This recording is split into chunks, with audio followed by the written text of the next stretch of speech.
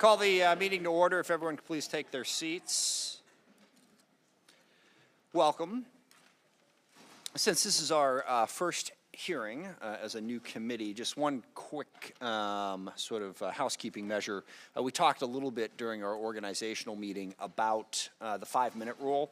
I didn't get into the specifics of it. So now that we have witnesses here and each of you are asking questions, the 5-minute rule applies to the totality of your conversation, or at least I'm going to try to have it be that way. So in other words, if you ask a question for 5 minutes, it doesn't mean that the witnesses then answer it for another 10.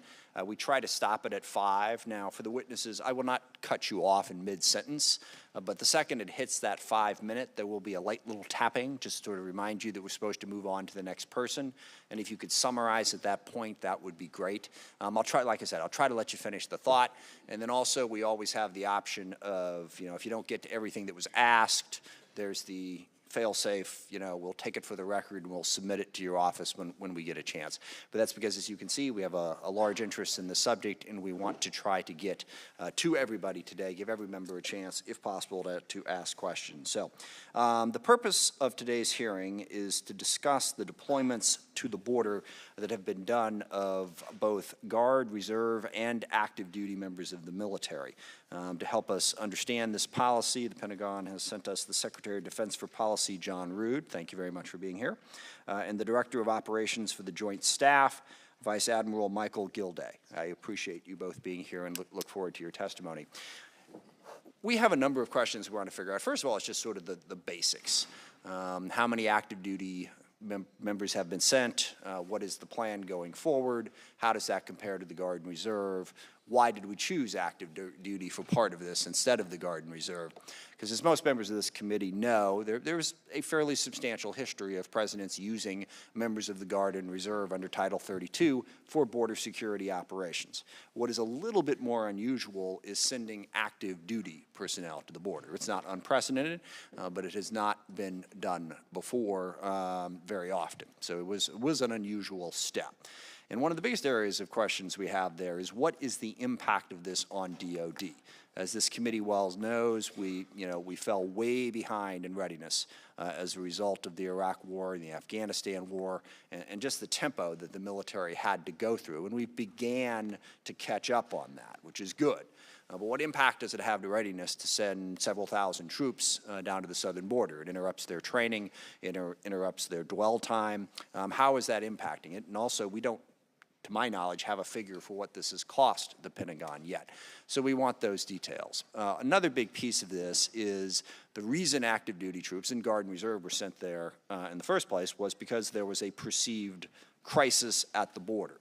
There really isn't that much evidence of that crisis. Now, that is not to say that border security isn't a challenge. And speaking for myself, but also I believe for all the people on this committee, we believe border security is enormously important and a challenge, something we have to continually try to figure out how to get right. Not the primary jurisdiction of this committee. Other committees are supposed to handle it, but we acknowledge its importance and the role that the military will occasionally play in helping it. But when you look at the statistics, the peak of our problem on the border was in 2004 and 2005.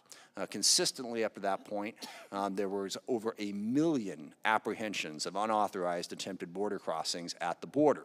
For the last several years, that number has been below 400,000, so roughly 1/3 of what it was. And this didn't happen by accident. We made an investment in a bipartisan way. From 2005 forward, we have nearly doubled the number of Border Patrol agents. We have built 700 miles of wall. We have drones and sensors and all manner of different efforts that have been taken to reduce the amount of unauthorized border crossings. And as a result of that, we've actually had 0 net migration from Mexico for, I think, going on 4 or 5 years. So while border security is always a challenge, there's really not much evidence that right at the moment it is a crisis that would call for the, if not unprecedented, then highly unusual step of sending active duty troops to the border. We need to better understand not just that border security is a challenge. We get that. We get that drugs come across the border, although, as has been very well documented, they do not usually come across, they come across through ports of entry. There are other areas where we need to spend money if we're going to try to get at that issue. So it's an issue. Why all of a sudden now is it a crisis, and what impact is it having on the military? And lastly, we have all heard much of the discussion about the possibility of the president declaring a state of emergency and taking money from a variety of different places in order to build a wall. And when he's talking about a state of emergency, he's talking about taking the money pretty much exclusively to build a wall. And, you know, that's not this committee's primary area of debate, but certainly I think all members here have a strong opinion, and don't be surprised if you get a question or two about that. But when it comes to the declaration of the emergency, the president has fairly broad authority under a 1976 law to do that. He would have to justify that emergency, and I'm certain it would be challenged in court. But the real big concern here is, where does he find the money? And if he's talking about building a wall, I know we've talked about $4 or $5 billion right now, but the long-term cost of what he's talking about is much, much more than that. And the only pot of money, as I understand it, in the Pentagon that the president could go after would come out of military construction. I think there is a bipartisan opinion on this committee that we should not be taking Department of Defense dollars out of military construction, well, for anything. For a wall or anything else, because again, we have a readiness challenge. That money needs to be spent there. So what would the impact of that be is something we're going to be interested in. There are other pots of money that the president can go to. The primary one is the Army Corps of Engineers, and those are for projects that are primarily focused on flood relief, not necessarily, not DOD priorities. There are other pots of money, but none of them are that big.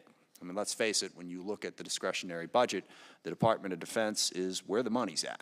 So we are deeply concerned that if an emergency is declared, that money is going to be taken out of DOD for what some of us think is a questionable purpose, but whether you support the purpose or not, where that money is right now is important, and we would not like to see it taken away. With that, I will yield to the ranking member for his opening statement, and I thank our witnesses again for appearing before us. Let me join in welcoming our witnesses. Thank you all for being here today. In my view, it is perfectly appropriate for our committee to examine the mission and the activities of our military on the southern border. And I think that the questions the chairman asked at the beginning of his statement, what are we doing down there? How much does it cost? What effect does it have on readiness and so forth are perfectly legitimate questions. I do have concerns that the broader issues related to the immigration debate that are not the purview of this committee may be brought into this room, even though we have no jurisdiction and even though it threatens, at least, to begin us this year on a more partisan, contentious note than we otherwise might. I hope that does not happen. When it comes to DOD, I note that the briefing material prepared for us by the staff say that the previous 5 administrations have authorized the use of armed forces operating under Title X authorities in support of border security. And as a matter of fact, we've tried to look at the various functions going back to at least the early 1990s that include things like surveillance and logistics and command and control and aviation support and a whole variety of things. I noticed that in 1997 under President Clinton, the military was used for construction to build and improve physical barriers. I noted in 2012, under President Obama, the military was used for construction to install sensor equipment and so forth. So I guess my takeaway, trying to put this a little in context, is number one, what the administration has done is in line with, consistent with, the sorts of things that we have asked the military to do for a long, long time. My second takeaway is that under administrations of both parties and Congresses of both parties, we obviously aren't providing for adequate resources for border security because we keep having to use the military to back up the Border Patrol when it ought to be their job to do it. Now, again, some of that takes us into areas outside of this committee, how much we do on on border security, but clearly it has implications for us. And I hope that as we not only look at what we're doing today, but put today's mission in context, going back, 30 years or more, that it at least informs maybe decisions that are made outside of this room. Thank y'all again for being here. We look forward to your testimony, and I yield back. Thank you. With that, gentlemen, please, it was just mine. Mr. Rudy, you're going to go first. Okay, thank you. Yes, Mr. And for the record, in your books, there is a joint statement that they both provided for the committee. Thank you, Mr. Chairman, Ranking Member Thornberry, other distinguished members of the committee. Thank you for the opportunity to testify before you today on the Defense Department's support to the Department of Homeland Security, U.S. Customs and Border Protection mission to secure the southern border of the United States. The Department of Defense has a long history of supporting border security. DoD has supported efforts to secure U.S. borders. Since the early 1990s, DoD has supported civilian law enforcement, border security activities, counter-drug activities, and activities to counter transnational organized crime and other transnational threats. Active, reserve, and National Guard personnel have provided operational military support, such as aerial reconnaissance, ground surveillance, search and rescue support, and medical support. DoD has loaned facilities and special equipment such as aerostats, ground surveillance radars, and ground sensors to CBP, or Customs and Border Protection. DoD has also provided temporary housing support to the Department of Health and Human Services, or HHS, as part of the national response to the surge of unaccompanied alien children, or UAC, at the U.S. southern border. From 2012 to 2017, DoD provided shelter for nearly 16,000 unaccompanied alien children who received care, security, transportation, and medical services from HHS. Consistent with Section 2815 of the National Defense Authorization Act for fiscal year 2017, the Secretary of Defense certified that providing this sheltering support to HHS would not negatively affect military training, operations, readiness, or other military requirements, including National Guard and Reserve readiness. At the direction of President Bush, in support of CBP's Operation Jumpstart, DoD provided National Guard personnel, some 6,000, from June of 2006 to July of 2007, and some 3,000 from July of 2007 to July of 2008 to augment and enhance CBP's ability to execute its border security mission. National Guard personnel provided aviation, engineering, medical entry identification, communications, vehicle maintenance, administrative, and other non-law enforcement support. In addition, the National Guard improved the southern border security infrastructure by building more than 38 miles of fence, 96 miles of vehicle barrier, more than 19 miles of new all-weather road, and conducting road repairs exceeding 700 miles. At the direction of President Obama, DoD provided up to 1,200 National Guard personnel annually from 2010 to 2016 in support of CBP's Operation Phalanx. National Guard personnel provided aerial reconnaissance, analytical support, and support to counter drug enforcement activities that enabled CBP to recruit and train additional officers to serve along the southern border. DoD works closely with the Department of Homeland Security on requests for assistance. Across the full range of support that DoD has provided DHS, border security support, disaster support, special event security support, and support for protection of the President, DoD has worked closely with DHS as that department develops its requests for DoD assistance as deliberately, expeditiously, and as effectively as possible to meet mission needs. DoD carefully considers all requests for assistance, including in order to determine whether DoD has the requested capabilities and resources, and whether providing the requested assistance is consistent with the law. When a request is approved, DoD works with the requester to select the right forces and resources to meet the requester's mission needs and to avoid or mitigate potential impacts on military readiness. DoD has used the same process for every DHS request for assistance related to DHS's border security mission. In our current type of support, in his April 4, 2018 memorandum titled Securing the Southern Border of the United States, the President directed the Secretary of Defense to support DHS in, quote, securing the southern border and taking other necessary actions to stop the flow of deadly drugs and other contraband gang members and other criminals and illegal aliens into this country, end quote. The President also directed the Secretary of Defense to request the use of the National Guard to assist in fulfilling this mission pursuant to Section 502 of Title 32, and to use such other authorities as appropriate and consistent with applicable law. The President also directed the Secretary of Defense and the Secretary of Homeland Security, in coordination with the Attorney General, to determine what other resources and actions are necessary to protect our southern border, including federal law enforcement and U.S. military resources. All of this military support has been and will continue to be provided consistent with the law, including the Posse Comitatus Act, Section 1385 of Title 18. Military personnel have supported civilian law enforcement efforts but do not directly participate in law enforcement activities such as search, seizure, and arrest. Military personnel protecting CBP personnel performing their federal functions at points of entry are consistent with the April 1971 opinion of the Department of Justice Office of Legal Counsel, also complying with the Posse Comitatus Act.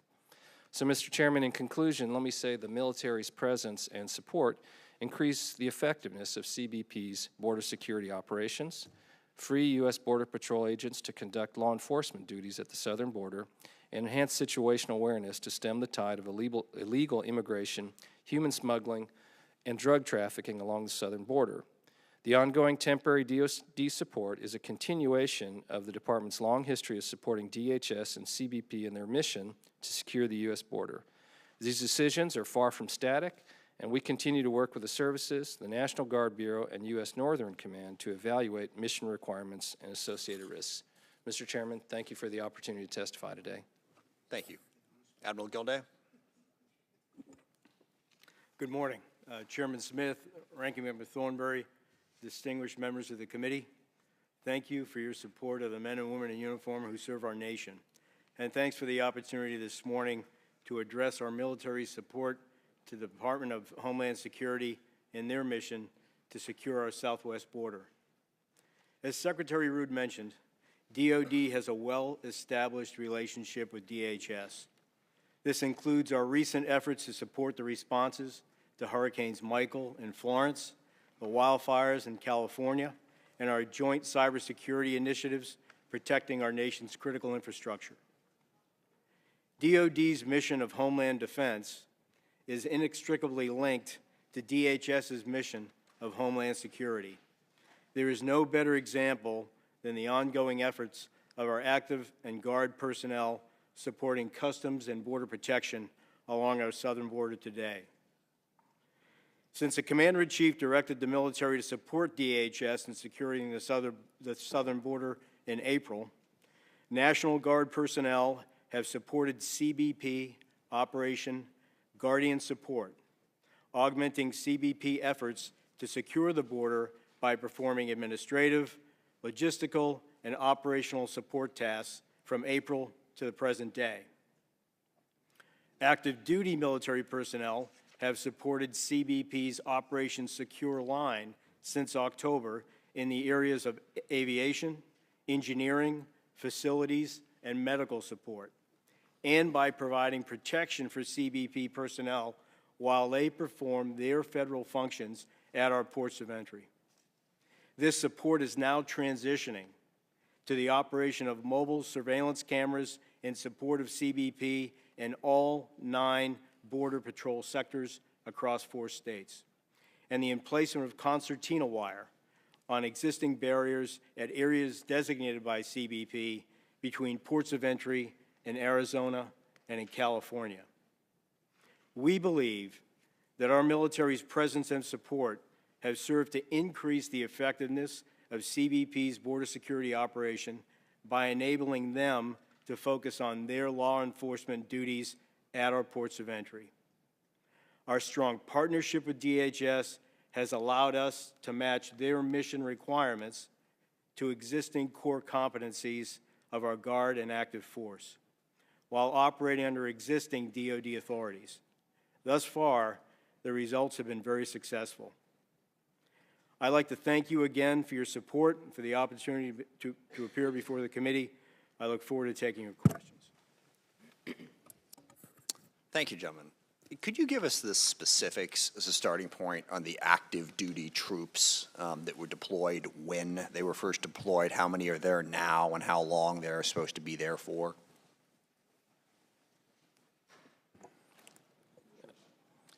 With regard to active duty troops, sir, we presently have just a little under 2,300, just over 2,300 active duty troops. They are scheduled right now to be deployed through January of 2019, but that one portion of them has been approved to be deployed through January of 2019. There will be additional deployments of active duty troops that will go through the end of this fiscal year, September 30th, in response to the latest request from the Department of Homeland Security. And what was the original number? Was like 5,600, I believe, something like that? How long were that many troops there? There's a combination, sir, of National Guard and active duty troops that were deployed, and the numbers fluctuate. And so, as you recall, Well, I know the numbers I know the numbers fluctuate, but the number of active duty troops that were sent there in the first place, and I'm focused on the active duty piece, I believe was 5,600. Is that correct? It was about 5,900. 5,900. And that was in Okay. the beginning of November. And that's the part that's kind of different from everything else here. Most of what Mr. Thornberry referred to in terms of the active duty side of it is under Title 10. We've provided equipment, sensors, and various other things. It is very, very rare to send active duty troops to the border. We have used the Guard and Reserve consistently. And what was different about this set of circumstances that made us send 5,800 active duty troops to the border? I don't see it. Sir, I'll provide some context. I'm sorry, could you pull the microphone a little closer to you Yes, there? sir. These things are not as sensitive as they could be. Is that better? That's much better, yes. At that particular time, the group of migrants that were massing in southern Mexico was approaching about 10,000. And at that time, we weren't sure, DHS wasn't sure, which route or routes that they were going to take to the southwest border. There were 4 or 5 different routes that they could have come by. There was some concern with respect to timing on whether they were going to go by foot, whether they were going to go by vehicle, or whether they're going to go by rail. So at that time, the President directed that we examine options to augment CBP at the border so that they could mass their personnel at the ports of entry, and we could provide an augmentation force to allow them to do that. And So- did those border caravans all went to the ports of entry, did they not? So they actually all went to the ports of entry in California initially. Right. Yes, sir. They all, Kind of what they said they were going to do from what I was reading anyway. sir, not initially. So they made that determination when they arrived in Mexico City. But at the time they were down in Hidalgo, we didn't know where they were going to go. We didn't know if they were going to go to Brownsville or if they were going to go to New Mexico. Just for reference, Mexico City is a pretty fair distance from the border. And for the most part, these people are walking. And that was one of the things that struck me at the time. Every estimate that we got out of you folks was that they were going to get here in roughly January. And the border deployment, I believe the active duty troops were first sent to the border in September, correct? Sir, the active duty, October. sir, the active duty troops, the request came in the end of October. End of October, And we okay. deployed them in early November. And just one final question at this point, because I want to let my other colleagues get in here. You said that, it's worked, basically. The active duty troops have, improved the situation. What is your metric for that? Because as near as I can tell, we have made substantial improvements since 2005 on border security. But what metric has changed since we sent the active duty troops there that shows that there's been some sort of improvement on any of these issues that you list in terms of, drugs and border crossings and all of that? Sir, in terms of metrics, the initial deployment consisted with a heavy deployment of engineering personnel. So along 22 of the ports of entry, we laid some 70 miles of concertina wire to make it more difficult for somebody to cross over illegally at those ports of entry. This made it easier for, it allowed CBP, we believe, be able to spread their manpower more efficiently across a large number of ports of entry that could have potentially been at risk. Additionally, we sent medical personnel down to help with initial screening, and we also sent down some facilities people to provide facilities for CBP. But in terms of the metrics, sir, I'd say that the fact that we made it, that we hardened those ports of entry is probably the best answer that I can give you. The only thing I would add, Mr. Chairman, is we look to the Customs and Border Patrol and the Department of Homeland Security as the primary mission holder. Our role, of course, is to augment their efforts. Right. Their statements to us and their assessment of the efforts that DOD has provided is that it has allowed them to focus their resources elsewhere and assisted in their mission accomplishment. Right. None of that is an actual metric or measurement. That's just sort of the opinion. But one final question. Sorry, I do have one final question. When are we going to be the point where you can say we don't need active duty troops? Because we hadn't needed them for a long time before that. Now we apparently need them. What are we looking for where we can get to the point where we no longer are going to send active duty troops to the border? What needs to be accomplished before we can stop using this somewhat unprecedented step of actually sending active duty troops to the border? Mr. Chairman, of course, the Defense Department acts in support of requests from the Department of Homeland Security, CBP. They're the primary mission holder. As we look to how we will choose to augment those resources and respond to those requests for assistance, we look across the total force, active, reserve, and National Guard to determine what is the right mix and the appropriateness of the force to respond. And that's where a decision was made in terms of the timeliness. Got it. So you don't really know, basically, what do we need to accomplish? I mean, I know at the end of the day, it's DHS that makes that call. They decide what they need, they ask you for help, they work through it. But surely as the one providing the resources and trying to plan for the future, they've given you some idea of what it is they're trying to accomplish so that they won't need you anymore.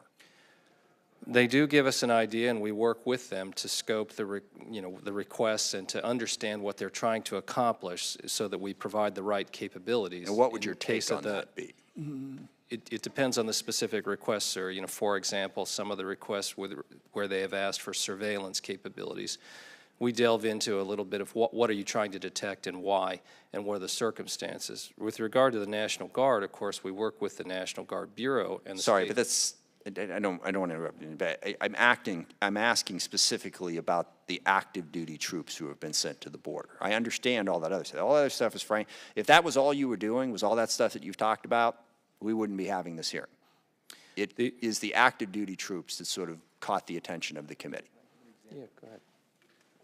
Sir, if I could give an example, but before that, back to the metric. Microphone again, sorry.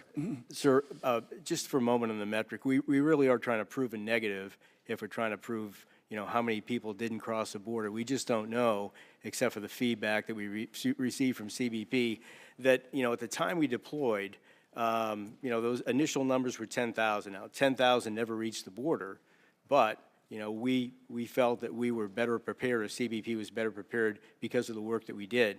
In terms of the work that we have done and are doing, it's not a steady state demand signal.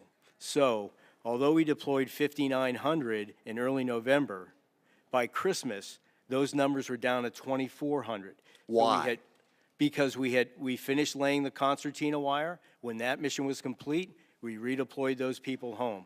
When we determined that the flow of migrants that had to be screened by our medical personnel wasn't as high as originally estimated, we downsized and we brought those people home. When the facilities that we built were no longer required by CBP, they had initially surged their forces, their personnel down there. We had provided temporary housing. When that wasn't required, we sent our people and we sent that equipment home. Okay. And so we have tried to adjust, keeping in mind readiness, keeping in mind cost, and so it's been fairly evolving and dynamic. Thank you. So, Mr. Thornberry? Admiral, I want to go back because I'm not sure we got the rest of the story. You started your answer a few moments ago on why active duty with 10,000 folks coming up through Mexico, didn't know for sure where they're going to go. The decision was that the Border Patrol folks would focus on the ports of entry, and that left the rest of the border to be covered. And so can you continue then, and back to the chairman's question, why active duty in that circumstance versus Guard? Yes, sir. So broadly, we're taking a look at these requirements across the total force, and we're trying to see which forces are best suited for the task and who is readily available. And so in one's mind's eye, they may think that the National Guard is just a gigantic organization that we continue to draw from for years and years, for a decade, in fact, and we just can't. And so at the time when those forces were massing and we weren't sure whether they would come by foot, by vehicle, or by train, the decision was made within the department, given the options that we laid out in terms of timing, to send active duty, because we got those troops down there within a week. And so I hope that gives a little bit more context, sir, in terms of what drove the active duty. But we did look at the Guard, and we did look at Guard capacity for the missions, for those particular missions or the requirements that the DHS and CBP had requested, and we just did not have those. We didn't have those skill sets available in the Guard to draw upon at the time. So, Congressman Mr. Thornberry, Rood- if I may add just Yeah. briefly to that, in evaluating the present request, in working with the National Guard Bureau and the state adjutant generals, part of the reason, or the reason, that we have selected from the active duty to fill part of those requests going forward is that the Guard satisfies those requests from 19 Guard units, 19 states, and there's a limit to the number of volunteers, which is the way they've sourced them, that they can do. And so the feedback from the National Guard Bureau and the adjutant generals is that about the present state, a little over 2,000, is what they can sustain, and therefore the delta between that sustainable rate and the new request from the Department of Homeland Security is what we are going to source, therefore, from the active duty. Okay, yeah, that really gets to where I wanted to go. So if I can just summarize my understanding of this, Homeland Security says we need help doing X, Y, Z, and then can you, DOD, help us? And then you look at what those specific requirements or asks are and figure out what forces can fulfill their request. And in this case, one of the key things was how quick can you get them there, because you didn't know where the caravan was going. And secondly, what sort of specific capabilities did you need, because a lot of the Guard folks, at least the ones that you could deploy, didn't really have it. Does that sum it up? Sir, I think so. I'd like to add, though, that these requirements from CBP just don't drop as a surprise. And so we work with CBP on a daily basis to refine these requirements so that we can be more predictable, so that we can ask hard questions, so that we can look at legal aspects and make sure that, the force is going to be used in a way that's consistent with the authorities that we have. And so it is an ongoing partnership to get to what we think is the right answer. And the right answer isn't always satisfactory for all parties. But you got to be flexible with events, because, for example, there are stories that there's a new caravan that is forming in Central America headed this way. So you've got to, in your conversations with them, be ready to adjust to changes in the situation, don't you? Yes, that's right, and you're correct. Current information shows a caravan of over 12,000 people. There's 3 that we are tracking. The Department of Homeland Security is tracking en route, and one of which is over 12,000 people in the latest estimate. And so, yes, we do have to be flexible on those events. As Admiral Gilday mentioned, the number of troops and the mix of them has varied over time, and it will need to do so.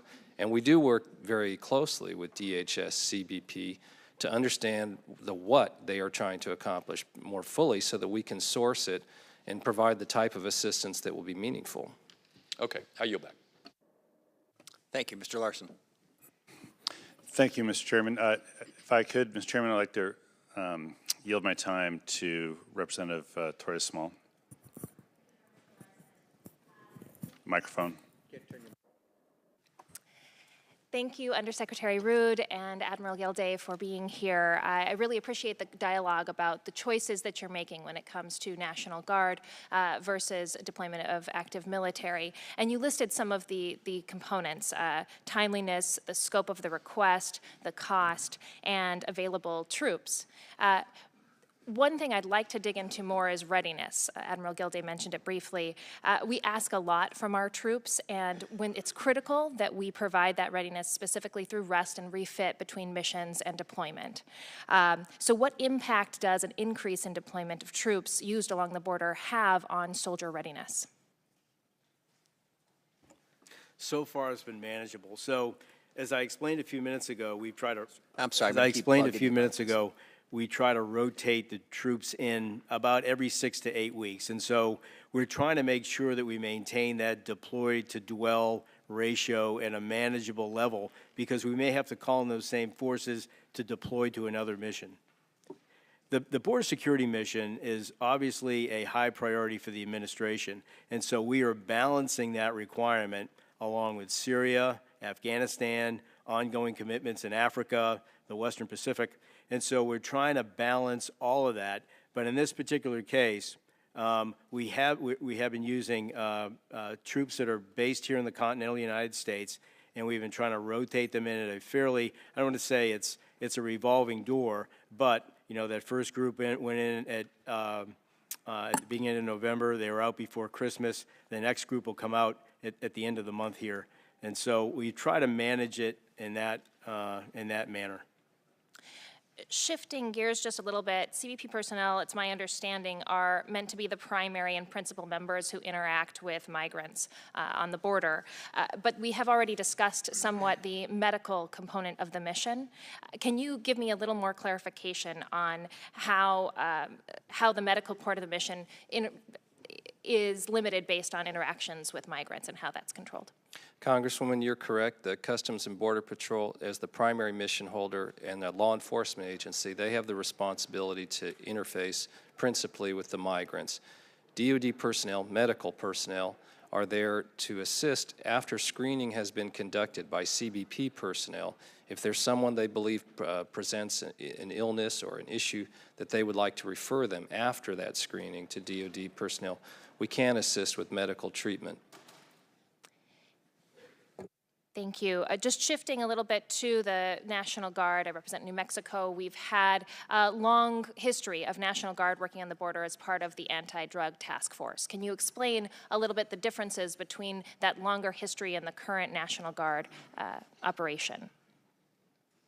Well, as you mentioned, Congresswoman, National Guard members and indeed other members of the force have been deployed over the years to the border. In addition to those deployments that the current president, President Trump, has directed, of course, President Obama directed several deployments. Those occurred during President Bush's tenure and during President Clinton's tenure. Their mission is always, the primary mission holder is the Department of Homeland Security, Customs and Border Protection. And I'm sorry, just because we're running short on time, the differences? The difference is it's a very similar mission, and it depends on what the DHS requests of us specifically to augment their forces, and that varies over time, whether it's surveillance or it's monitoring of different border areas, or in this particular case, emplacement of barriers between ports of entry. So National Guard is also placing barriers at ports of entry? That mission, my understanding, is to be done by active duty. Okay. About 150 miles of concertina wire in between ports of entry between now and the end of the fiscal year. So any specific differences between this National Guard deployment and previous ones? Well, basic mission. I think it's relatively the same. I can't speak to the previous mission that you referred to, but I can give you some examples of what we're relying on the Guard for now.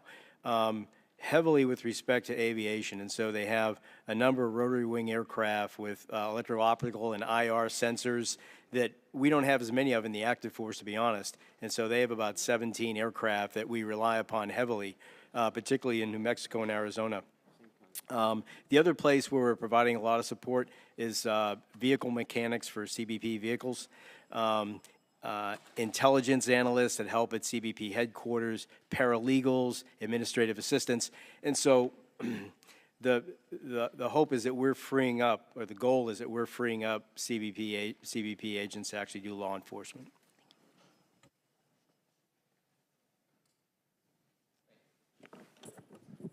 Mr. Wilson. Thank you, Mr. Chairman. And Secretary Rood and Admiral Gilday, thank you so much for being here today.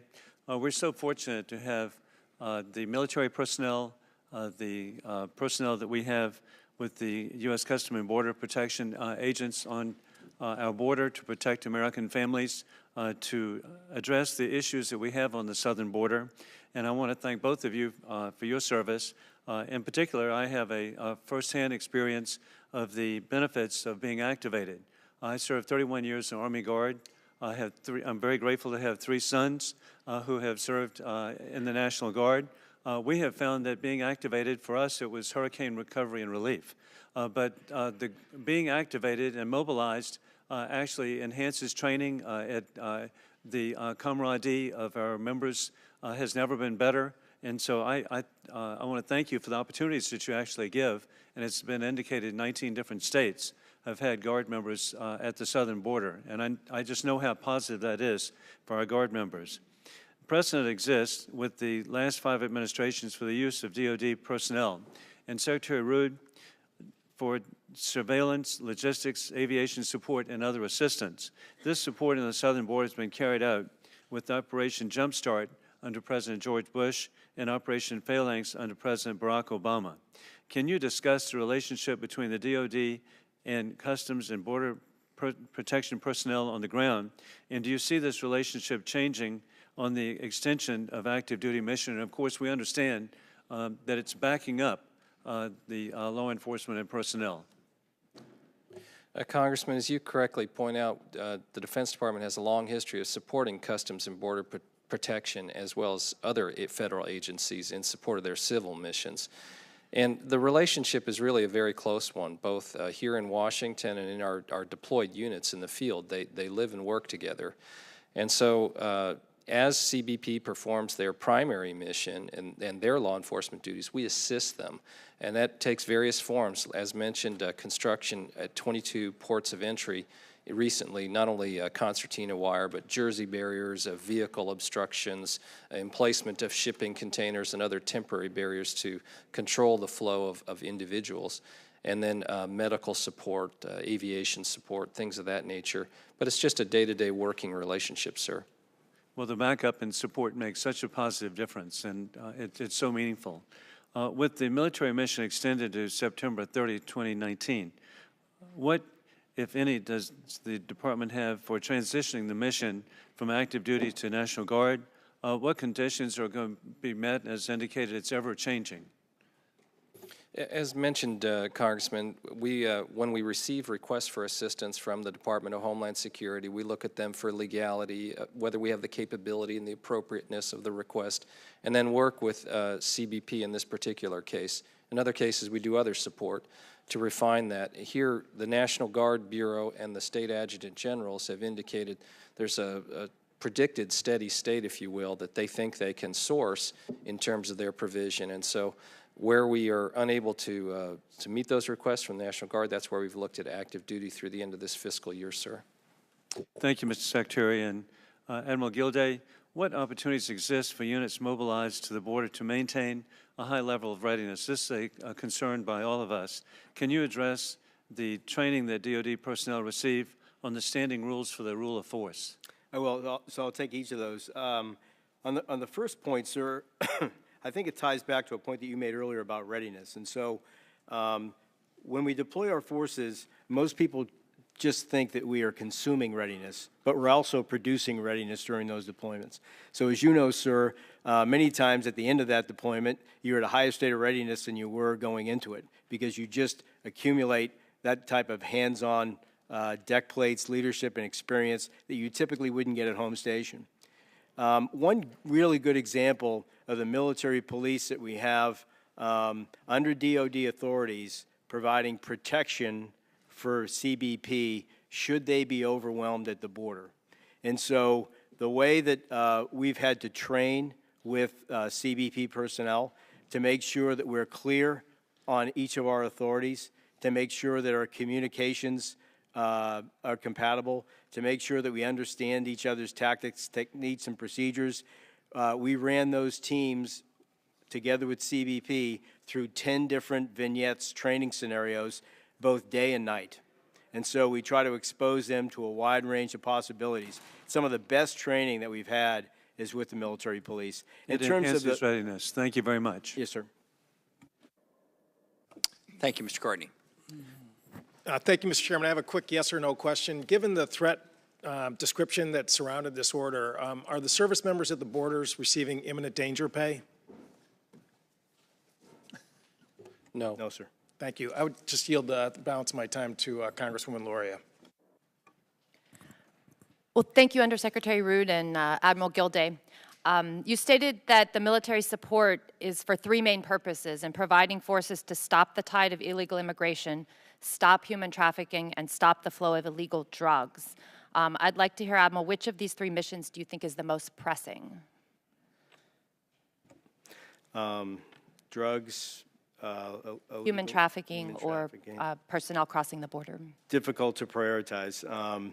All pretty important. I would say that I think as we transition to our new mission set from the ports of entry to the areas between the ports of entry, we bring a skill set with respect to detection and monitoring that I think is going to be very valuable for CBP in trying to get their arms around all three of those problems, which Okay. could be present at any point in the border. Well, in that case, I would like to focus on the flow of illegal drugs. And it's been reported that, a large portion of the drugs do not, in fact, come across the border. They come by sea in our ports of entry. And as you know, also myself as a surface warfare officer for 20 years, we know that the Navy used to supply forces frequently in support of Southcom, Jayad of South, to stop that flow. I met with Admiral Grady, who's the executive agent for Global Force Management at Fleet Forces, and he confirmed that the only forces that we're giving to Southcom currently are those that happen to be transiting as an opportunity between East and West coasts. So I was wondering if you could compare the requests for forces that we're currently receiving from Southcom versus those that we're meeting towards the goal of stopping the flow of drugs at sea, and what percentage of requests for forces from Southcom would you say have gone unmet in the last several years? So I think we really need to talk about the last probably 18 months under a new president with a new national security strategy and a new defense strategy. And so that new defense strategy racks and stacks problem sets for us with respect to China, Russia, North Korea, Iran, and the counter-VEO problem. And so what we have done in the past year in particular is we have prioritized our resources in accordance with those priorities. We just can't do it all. As the chairman brought up in his statement at the beginning, we've under-sourced readiness for some time. That is the secretary and the acting secretary now's top priority. Is in order to make us more lethal, we have to be ready. And so we have had to ruthlessly prioritize. And quite honestly, although the drug problem is a big problem, and we have historically under-resourced Southern Command against that problem set. And I probably have an unsatisfactory answer for you, ma'am, in terms of our being able to improve in that regard. But I do think when we have problems like that, I do think it requires more imagination to get after it in a better way. And so it is looked at. I'm just being honest with you with respect to the racking and stacking of national priorities. It hasn't reached the top. So with that racking and stacking of national priorities, this is currently the only one in our discussion that is being potentially envisioned as a national emergency. So it doesn't seem consistent with where we've placed it in our order of priority for allocating forces. And when you say use creativity, you just mentioned that when we use forces, we're not just consuming readiness, but we're producing readiness. Mm-hmm. So that is another element that I would ask you to consider possibly when we have forces that are not actually deployed, but in their workup and training phases, to be able to participate as well in this mission of combating the flow of drugs at sea while they're also building their readiness. Congresswoman, I think that's a fair comment. To your point about priorities, so the National Defense Strategy is a strategy, and it has laid out priorities that we follow, but reality strikes and we end up reprioritizing, and in this case, that's exactly what happened. Thank you. I yield my time. Thank you. Mr. Turner. Thank you, Mr. Chairman. Admiral, Secretary Rood, thank you for being here. Thank you for your service. Secretary Rood, thank you for your expertise and the dialogue that you're having here today. I'm going to ask you 2 questions, and then I'm going to concede my time to Mr. Bergman. The Admiral indicated that it's hard to answer a negative. How many people were deterred? How many people didn't cross the border? So I have two simple questions for you. I think they're yes or no, but I'm not going to restrict you to yes or no if you feel you need to answer them more broadly. So to your knowledge, is the United States border with Mexico currently closed? And by closed, I mean, is it closed, is the level of protection that's currently being provided by Homeland Security and the Department of Defense stopping illegal immigration? Has it stopped? Has illegal immigration stopped between Mexico and the United States as a result of the current level of protection from Homeland Security and DOD? No, just in the last 3 months alone, CBP reports apprehending 154,000 illegal immigrants. To your knowledge, Mr. Secretary, are there portions of the U.S. border between Mexico and the United States where individuals can enter the United States illegally unimpeded? Yes. Thank you, Mr. Secretary. I yield my time to Mr. Bergman. Thank you, and I appreciate you yielding time, Mr. Turner. Glad you both are here. Just for clarification, I want to make sure that nothing has changed since I took off a uniform about 10 years ago, in that you only pay a guardsman or reservist when they're performing some type of duty. Correct? Okay. Yes. So the point is, your active duty personnel that we have down there today, you're paying them normal pay rate, no combat pay, just their normal pay rate. Any TAD?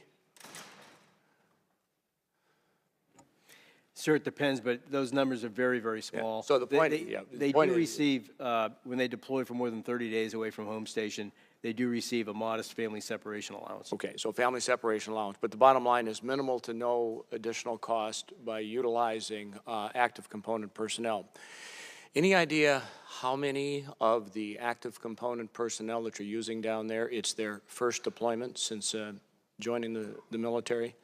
In other words, they're not in a dwell time because they've been stressed over a period of time? So I'd like to take that for the record. Okay. Well, it's because we know the troops coming off the line need to get R&R, need to get refreshed, need to get retrained, in some cases remissioned if they change units. Any special skill sets that are required on the border right now that we might call HDLD, high demand, low density assets that are getting stressed? Not skill set so much, sir, but I would say if we're stressed anywhere, it's rotary wing. Just because of the demand we have for helicopters in Syria, in Iraq, in Afghanistan. So we've been a bit pinched in terms of helos, to be honest. But not at a point where we have significant concerns about. Okay, so stress on the flight hours on the airframe as opposed to time on the pilot seat. Yes, sir. Seat. Just okay. Availability of the assets with crews that they're at let's say a 1 to 2 dwell. Okay. Is there is it fair to say that if we have a lot of first-time folks deploying, this is why they joined, maybe a slightly different fight, if you will, or mission, probably more appropriately said, than they originally envisioned on their first deployment. But are we making them more capable because of the training and what they're doing on a daily basis here, so then when we do have to deploy them somewhere in the world, that they're higher ready, more ready and ready to take on whatever mission? So I'd say in general, yes. Specifically down to every person, I think it'd be difficult to make that argument that the medical personnel, for example, who are doing medical screening may not be optimizing their skill sets. But that said, it is a critically important mission at the moment. We know that no matter what the situation is, whether we're dealing with combat injuries on the battlefield or dealing with humanitarian assistance, disaster relief, the need for medical personnel, whether it be doctors or nurses, is going to continue to be stressed no matter what we're using them for. So with that, for those of you who've been around a while, the 3-block war, humanitarian assistance, keeping the peace and making the peace, Bottom line is, let's stay in that first one or two, especially in that middle block here, and I yield back. Thank you. If I could just follow up with a quick question based on Mr. Turner's question there. So DHS asks you basically for help at the end of the day with what they're doing. And I guess the question that occurred to me is, do you ever say no? Because by Mr. Turner's definition there, I mean, to actually close the border, to stop anybody from ever being able to cross in an unauthorized manner or anything across, I mean, I would think you could plop 50,000 U.S. troops down there on the border, you still have a hard time doing that. And also note for the committee, and I'm sure Mr. Turner's aware, every single combatant commander that we have has requests that go unfilled. It's absolutely true, because there is too much in the world that we need to do. We don't have the resources for all of it. And I guess that's the biggest concern from this discussion here is, yeah, we can talk about the border all day long, and if that's the only thing that you had to worry about at DOD, well, heck, 5,900? That's nothing. I mean, why not 50,000? Okay? But we've got other needs in the world, which we will hear about in great detail in this committee. And the reason we're starting here is because this is not primary to our mission. And if we start down this road of what those previous questions were and say, you know, DOD, it's all about the border, where does it stop? So under what circumstances would you say, no, look, yes, there is a border problem. There will always be a border problem. We're not going to completely shut that border off. But we also have ISIS. We also have Afghanistan and Syria. We're worried about Russia and China. Do we have a sufficient presence to deal with deterring that threat? So under what circumstances, when DHS comes over and says, hey, we need your equipment, we need your troops, do you say, look, we don't have the ISR that we need in Africa? All right, we don't have, you know, enough of a troop presence in Eastern Europe to deter Russia, so that's going to take priority. Under what circumstances do you say that? Mr. Chairman, I know that's not directly your call. That's more Secretary of Defense's call, but I'm curious as to your perspective. Yes, sir. When the Department of Homeland Security or another civil agency makes a request for assistance, we look at it from the legality of it, the appropriateness. Do we have a capability that can actually meet that need? And then we do look at readiness and the impact on our other mission areas.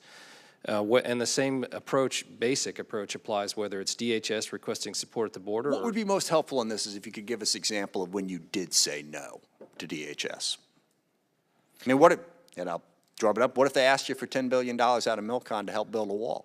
Would you say no then? Well, with respect to use of Milcon authorities, of course, the President would need to declare a national emergency, and the Secretary of Defense makes certain determinations before we would ever reach that question. And so the Department of Homeland Security couldn't make that request directly to us. It would need to be initiated by the President's declaration. With respect to your question about where we say no, we haven't always approved every request from the Department of Homeland Security, but we generally work with them to find ways that we can adjust what we're going to provide to meet the mission need. Sometimes they don't have a full understanding of what we can do. Okay, thank you. Mr. Garamendi. Yes, sir.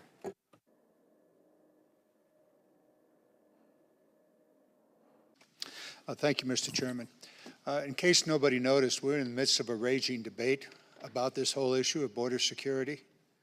And apparently the President wanted to use the military like 10 days before the election. All well and good. Specific question, probably more for the record. What were the precise talents, skill sets, and operation that the individual units had when they were deployed to the border, the 5,900? What were their skill sets? And that's unit by unit, so please deliver that to us. Secondly, there's a major question of readiness. It's been raised here over and over. And thirdly, apparently the military is good at stacking containers to form some sort of a wall and laying concertina wire. What else did they actually do? And apparently they were deployed in the southeastern part of Texas. And the threat moved to San Diego and Tijuana. Did the military move also to address that threat? All for the record, having ask for that specific information, I'd like to turn over my remaining time to the esteemed lady from Oklahoma, Ms. Horn. Thank you very much, Mr. Garamendi, and thank you, Mr. Secretary and Admiral, for being here today. My question focuses back on readiness for a moment, and I'm curious as to the active duty troops that were deployed, where they were before their deployment, and what they were doing before their deployment, and what it took to get them down there. And then the second part of my question is, given that we've discussed the historical nature of the National Guard working with DHS and taking the lead on some of these, does the National Guard have the capability to accomplish the same mission, concertina wire and hardening of the border and that sort of thing?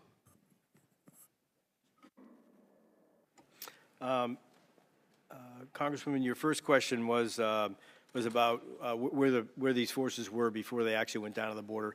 So they were based in the continental United States, and they were ready forces, ready to deploy within 30 days. And so we always have a reserve of forces that we can draw upon for you name an emergency that we're going to respond to, or we need to send additional forces to plus up for a particular mission somewhere in the globe. And so those forces are trained, certified, man-trained, and equipped in order to do their specific tasks. And we selected them specifically because we felt that they were best suited, based on the inventory of forces that we had, that they were best suited with those skill sets in a timely manner to deploy at the right readiness level and properly trained. With respect to your second question, which had to do with whether or not Guard has the skill sets for concertina wire, they do, and they have in the past, but not in this particular operation. As a follow-up to that, you mentioned a 30-day turnaround for deployment. What is the difference in turnaround time for deployment between the active duty troops that were deployed and a National Guard unit being deployable in that time? Ma'am, I will have to get back to you with specifics on those corresponding dwell times between both active and Guard to give you a precise answer.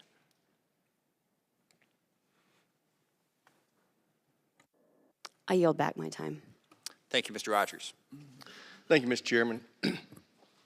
Unfortunately, I'm painfully familiar with this topic. I've been on the Homeland Security Committee for 15 years, and while we've talked a lot today about the last 12 or 13 years where we've been repeatedly sending reserve and Guard and active duty troops down there, it's been going on since the Alamo and every decade in between. We have used DOD assets for that mission. But to get to the chairman's question in the initial part of this hearing, what's it going to take for us to not have to continue this pattern? We're going to have to adequately fund the Department of Homeland Security instead of continually reaching into DOD to subsidize that department. It has been inadequately funded since its inception by Republican and Democrat administrations. That has to be addressed. So one of the things this president's trying to address has been asking for money for fencing. And I'm just astounded by the fact that we continue to act stupid in Congress and fuss over things like $5.7 billion in fencing, and it cost us $11 billion to shut the government down. I'd like to know, Admiral, do you know how much it's cost for these last deployments that we've had down there? How much it cost the DOD? So I can tell you, sir, active duty, our projection through the end of this month is $132 million. And for the National Guard, in the last fiscal year, it was $103 million, and we project in FY19 to be $448 million. So it'll be about $550 million overall for the Guard. And it's difficult to give you an accurate estimate right now on active duty, just based on, as I've described, the requirement is evolving and fluctuating. Yeah. And that's just the most recent. I mean, we continue to do this, and we've got to adequately fund the Department of Homeland Security, specifically Customs and Border Protection. With that, I yield the balance of my time to General Kelly. Thank you, Mr. Rogers, for yielding time. Just very quickly, You know, I spent my whole military career as an engineer, and I was what they call a sapper on the Army side. You know, what we do is build obstacles, okay? And there are many purposes for obstacles, and I'm sure it's the same way in the Navy. We have turn, fix, disrupt, and block. And I use an analogy, locks don't keep burglars out of your houses or cars. But I do know in my neighborhood, last year, there were burglars going through and breaking into all the cars that were unlocked. So those locks didn't keep them from getting in a car, but it did slow them down. And barriers or obstacles, I prefer not even barriers, obstacles, have different purposes. And they move people to where they are. Do you agree that obstacles never, unless they're covered, unless they're constantly watched, that you can always get by or bypass them? However, they do make it easier to where you locate people coming across illegally. Would you agree with that, Vice Admiral and Mr. Secretary? Yes, sir. In the abstract, I agree with that. There are a lot of variables that go into wall placement, but I think you're right. The fact that a barrier is ineffective unless you're surveilling it and you can react if it's breached. And I want to touch just a little bit about whether it's guard or active component.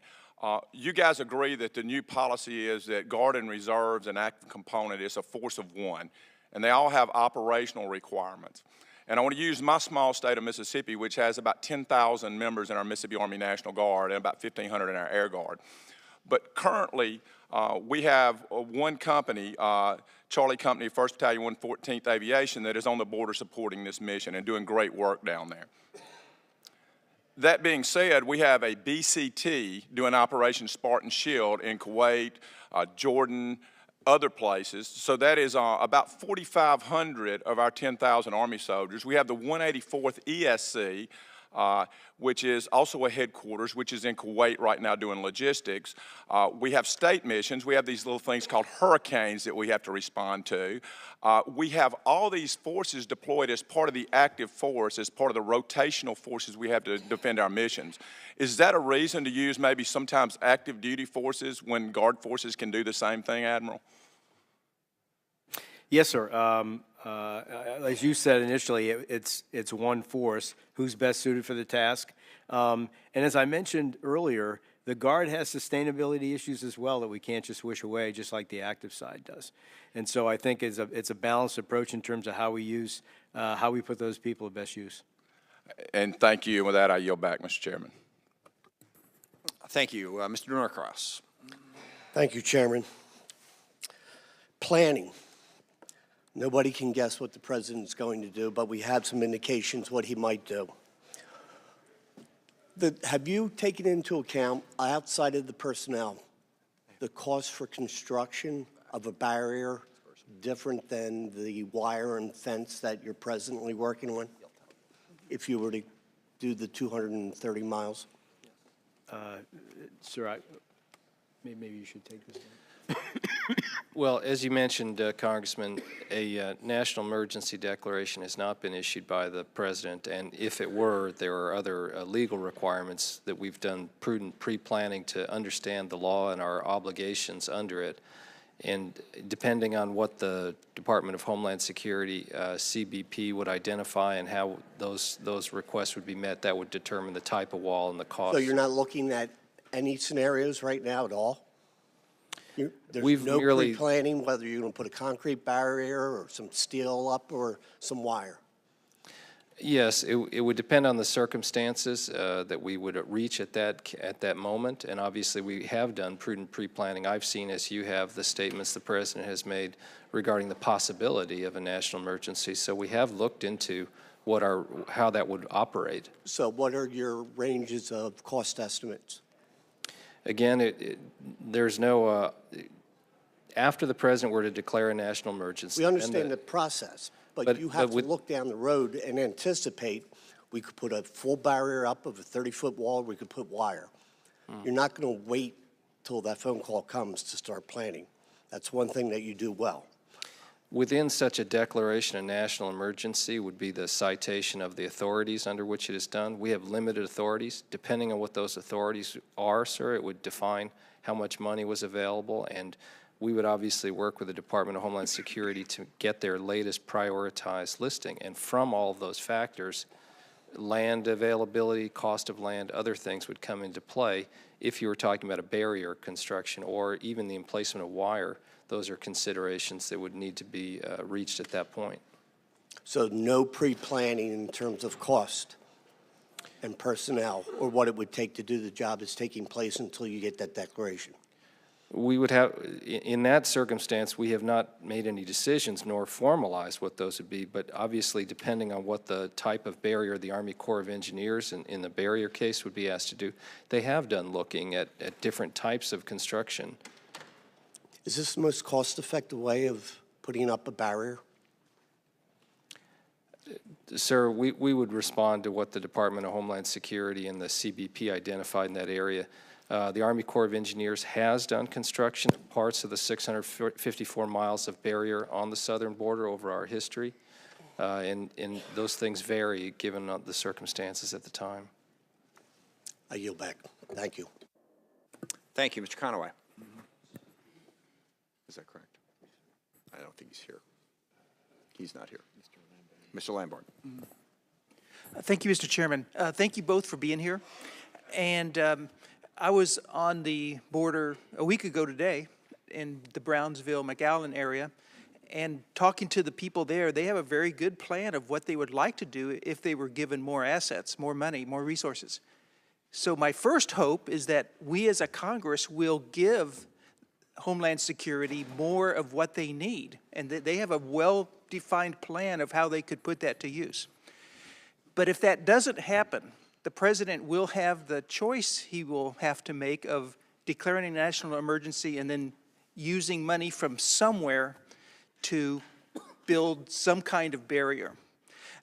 And my hope, Mr. Root, I'm going to direct this to you, and maybe this is a little speculative and you can't give me a definitive and final answer, but my hope would be that emergency money for that purpose would come out of emergency money from another purpose, and we would have to replenish that later, like disaster relief. I mean, I'd hate to see that happen, but that would be the best possible alternative I could think of, especially compared to taking money from military construction, because those projects have been in the pipeline for years and years, and that would be disruptive. So my hope would be it would be emergency to emergency.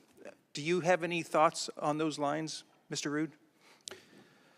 Well, Congressman, of course, at this stage, the President has not chosen to declare a national emergency, and if he were to do so, then the Secretary of Defense, the next step in the process, would need to determine that undertaking military construction projects, assuming that that was the authority authorized by the President in his declaration, the Secretary of Defense would then need to make a determination that by undertaking these military construction projects that was necessary to support the use of the armed forces.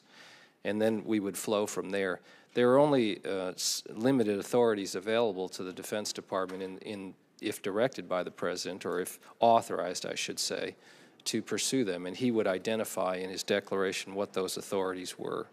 Okay, thank you. And I'll just reiterate, my hope is that Congress does the right thing and we authorize money and we don't have to go down that road at all. General Gilday, I'd like to ask you a question, and you've already done a good job of explaining the benefits that accrue when these missions are being performed to the people doing those missions. And you talked about facilities, troops, engineering, medical, and rotary wing. When it comes to readiness, we've talked about construction, but we also talk about training. That's the other component. We have used our troops in a variety of worldwide humanitarian missions. Ebola outbreak in Africa, tsunamis, earthquake relief, and others. And there is a humanitarian component to the southern border crisis, as well as a national security component. When our medical troops, for instance, are helping Homeland Security on the border, are they gaining experience that helps them? Or if they were doing a humanitarian mission in Africa, does that help them in their professional and military careers? Yes, sir. As I mentioned earlier, I think with each of the skill sets, it varies a bit. The example I gave with medical, so they're doing follow-on screenings after CBP does their initial medical screening. So most of those referrals are routine elements, and so I could make the argument that if I deployed those same people overseas to Afghanistan, that they might receive a higher level of training. But I think that we have placed a high degree of importance on the work that they are doing on the border. They know it's important work. They know it must be done. I do think that, again, to answer your question, I do think there's varying degrees, to be honest with you, on how much training value that you receive from each particular mission, some more than others. Thank you, Mr. Chairman. I yield back. Thank you, Mr. Chairman. During Operation Desert Storm and after 9/11, President invoked the National Emergencies Act, NEA, twice, citing the Emergency Military Construction Authority. According to the Department of Defense records, the department funded 18 projects. I'm looking at these projects right now: airfield runways, medical facilities, barracks, security measures for weapons of mass destruction, et cetera, to name a few. All of those projects were determined as necessary to support the armed forces in the declared emergency, which makes sense. You need a runway for aircraft to land, places for service members to live and receive health care. Admiral Gilday, how is the border wall necessary to support the use of armed forces? And what authorities would be needed to make that determination? Sir, that's a hypothetical. You can give me a hypothetical answer. I'll give you a hypothetical answer if that's okay. So the president has a range of different authorities that he can invoke. And each of those authorities are tied to laws that have specific requirements that would dictate how that money, that would dictate the determination of the calculus that the department would go through to determine whether or not you could justify using those funds to build a barrier. Do you know what those authorities are? Broadly, I know what they are, sir. I have not looked at them in detail because I'm not an engineer, but I know that there are specific authorities that, as you stated, we would have to show that DOD benefits, you know, whether the argument would be that we no longer have to deploy 5,900 people to the wall. We'd have to take a look at that more deeply to see if that's a justifiable cause effect. Thank you. Yeah. How is the department determining which military construction projects can be scrapped in order to fund the wall? I'm sure you're looking at that now in light of the rhetoric and the discussion that's ensuing. Which projects would be scrapped? Congressman, of course, the president would need to invoke a national emergency and cite the use of Section 2808 of Title 10, which is the military construction provision, to authorize such an activity. The president's not, of course, chosen to do so. Therefore, we've only done preliminary prudent pre-planning. We have not developed a specific list of military construction projects because the president hasn't taken that step. Thank you. Last year, I received a call from some of my constituents who had to endure living on base in housing environments with their families that they're expected to live at Fort Benning, Georgia, to be exact. I specifically sent a letter to Secretary Mattis regarding this constituent call and the serious concerns raised. This family lived on base for about 5 years, and because of the children being exposed to high levels of lead, they're now dealing with health-related disabilities and other symptoms. Funds are required to address these deteriorating conditions, living conditions, but now there is a chance that we will neglect service members again. This time, it will be for, again, a needless wall. Could any of these obligated funds for MilCon and family housing be used to improve the living conditions for service members and their families? Congressman, again, this would be a hypothetical situation. The president has not chosen to invoke a national emergency and authorize the use of Section 2808 military construction funds. So we at the Defense Department are not making trades with those funds. at this time. But would you agree if you have to take funding from existing DoD priorities, it would leave some of those priorities without funding? Or is there enough funding surplus right now available for the wall? Any use of military construction funds for Purpose B instead of Purpose A, it would obviously come from one source to another, sir. Thank you. I touch on this because I also have Camp Roberts in my district. And I am informed there's an important road for really important training and facilities that exist on this base. And currently, that road cannot be traversed. And again, these funds that would go towards the wall would be taken away from being able to rehabilitate that road. So thank you very much. I yield my time back. Thank you. Mr. Whitman. Thank you, Mr. Chairman. Secretary Rude, Vice Admiral Gilday, thanks so much for joining us up here in the corner. There we go. Secretary Rude, I just wanted to ask one simple question, just yes or no.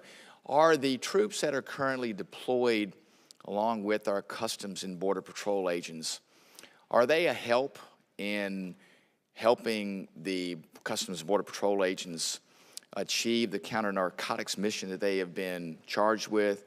And do the troops and their capabilities also help the Customs and Border Patrol agents in stymieing the flow of narcotics into the United States? Yes. Very good. Thank you, Mr. Secretary. I'm going to now yield the balance of my time to Mr. Mitchell. Thank you, Mr. Whitman. I appreciate that. Secretary Rude or Vice Admiral, question for you. First, let's start with, let's not deal with hypotheticals, which some of my colleagues want to talk about, if then. We're here at this moment in time talking about this because we failed to provide adequate resources to DHS to deal with their own mission, their own challenges. So we're now having to assist those, supplement those resources. Can either of you tell me of the approximately $500 million we're talking about estimated for the year, what percentage of those needs DHS could address themselves if properly funded? Well, certainly the Department of Homeland Security, CBP, looks, as we understand it, within their own resources and authorities first before asking for augmentation. Can you talk a little louder, sir? I'm sorry.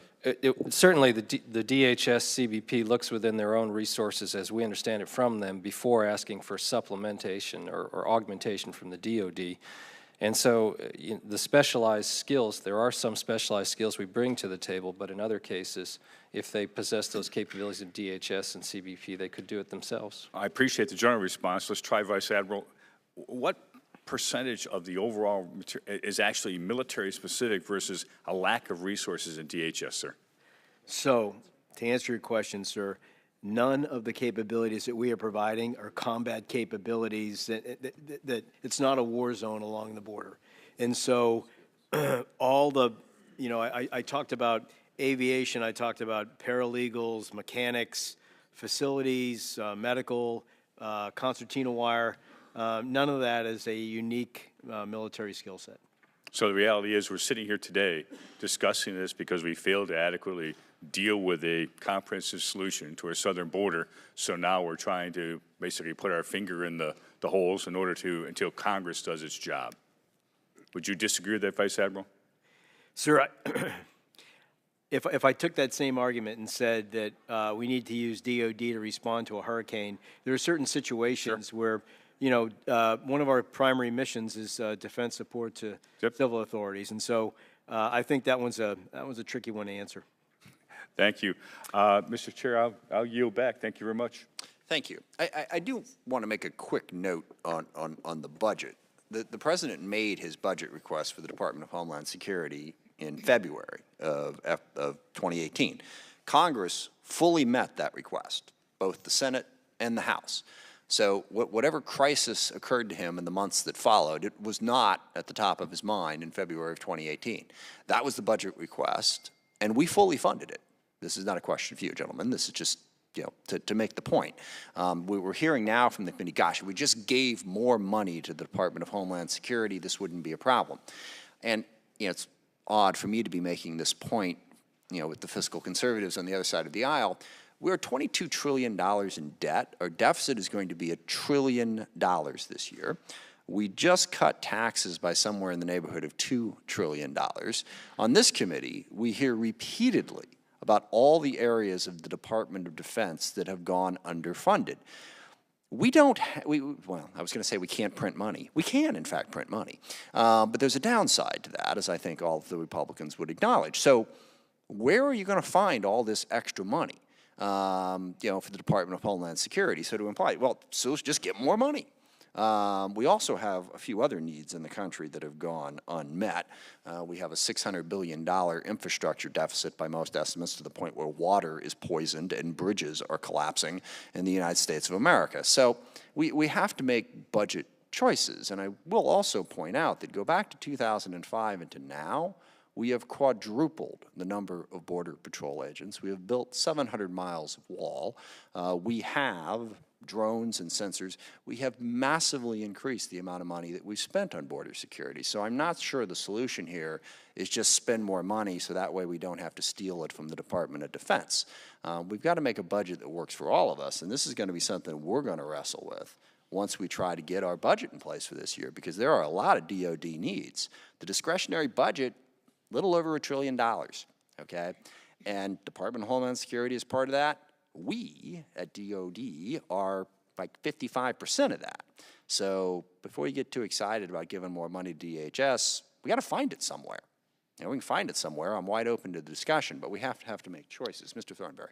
Thank you, Mr. Chairman.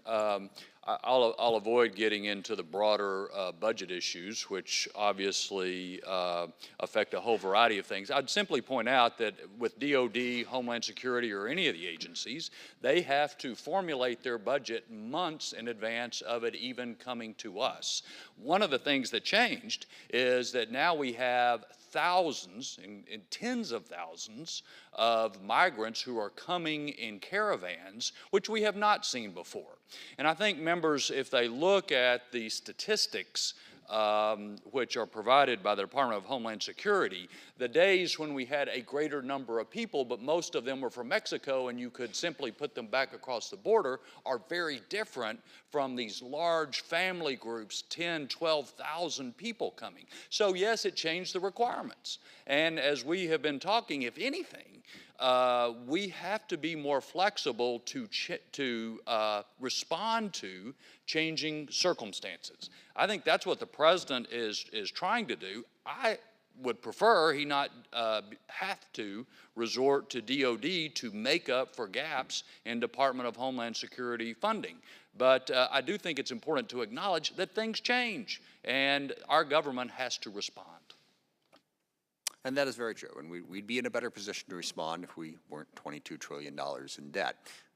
So the more resources you have, the more flexibility you have. We face some very difficult choices, no matter how the circumstances come down to us. Mr. Keating. Thank you, Mr. Chairman. I'm glad the discussion has taken this turn. Mr. Rood, my understanding is that you're familiar with the 2018 National Defense Strategy because you helped write that. Is that correct? I didn't help write it, sir. I came in afterwards, but I've been helping implement it. You're familiar with the contents? Yes, sir. Yes, sir. What, in your opinion, just in a sentence or so, what's the use of that document? What's the importance of that for utilization purposes? Yes, to guide the activities of the Defense Department and others and prioritize our efforts. Yeah, I'd suggest, too, that it's also an important document as well when we're looking at the overall strategic priorities.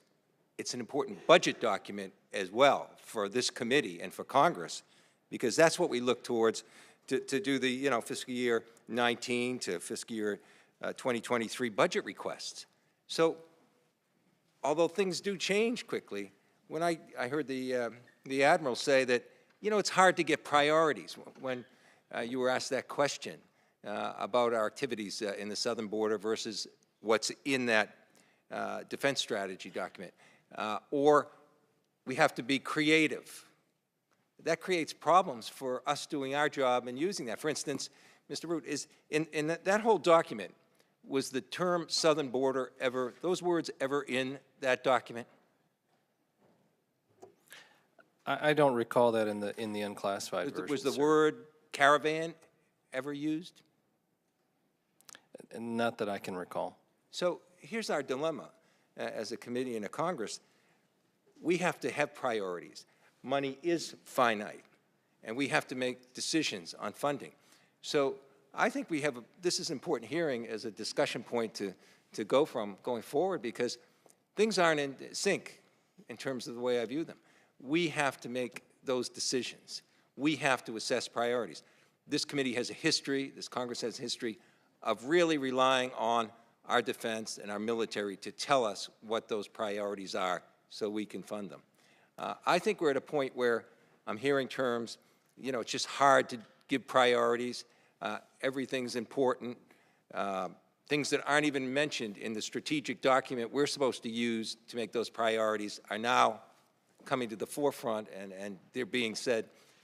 There's crisis surrounding those things. But the two things have to get in sync. And I think instead of a question, you might want to comment, how can this committee best function?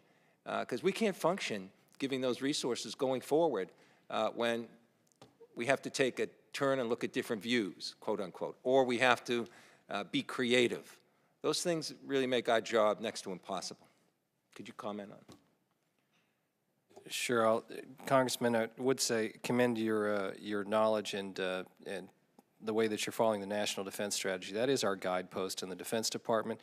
We are trying to live that life to make that vision of what we're saying. And there are some hard choices that are described in that document, in that setting out that vision for the future. And some of it is an uncomfortable reality that we as a nation need to confront. With respect to support to civil authorities, I would say those kinds of requests, and we do not lack the ability to prioritize our resources, and I think you'll see in the coming budget that we have made a major effort to try to tack along the lines of the National Defense Strategy. With respect to support to civil authorities, of course, this is a long-standing activity the Department of Defense has done, and it's not just limited to the southern border. I mean, for example, this coming weekend at the Super Bowl, the Defense Department will provide assets in support of civil authorities. When the UN General Assembly meets in the summertime in New York or in September, we will also provide support to civil authorities for that type of activity. And there's a range of others, fires, floods, et cetera. I would just say this, that although parenthetically, I have a great deal of confidence in the defense of the New England Patriots, I also want to say this. That's been traditionally done. But I see a difference in scope that's occurring with the discussions we're having now with the southern border and the effect of that on our readiness, on those 5 central areas of threat: China, Russia, North Korea, and Iran, and terrorist groups. In that document, that's I think our guidepost going forward. The things that all of a sudden are getting so much more resources drawn to them aren't contained in that. And I'll just say this because my time's out, that we have to do a better job if we're going to act in a bipartisan way, listening to our military defense, to have a clearer, more accountable, and a more timely demonstration of what these priorities are. I yield back, Mr. Chairman. Thank you. Ms. Hartzler. Thank you, Mr. Chairman, and thank you, gentlemen, for your role in keeping our nation safe from threats both foreign and nearby.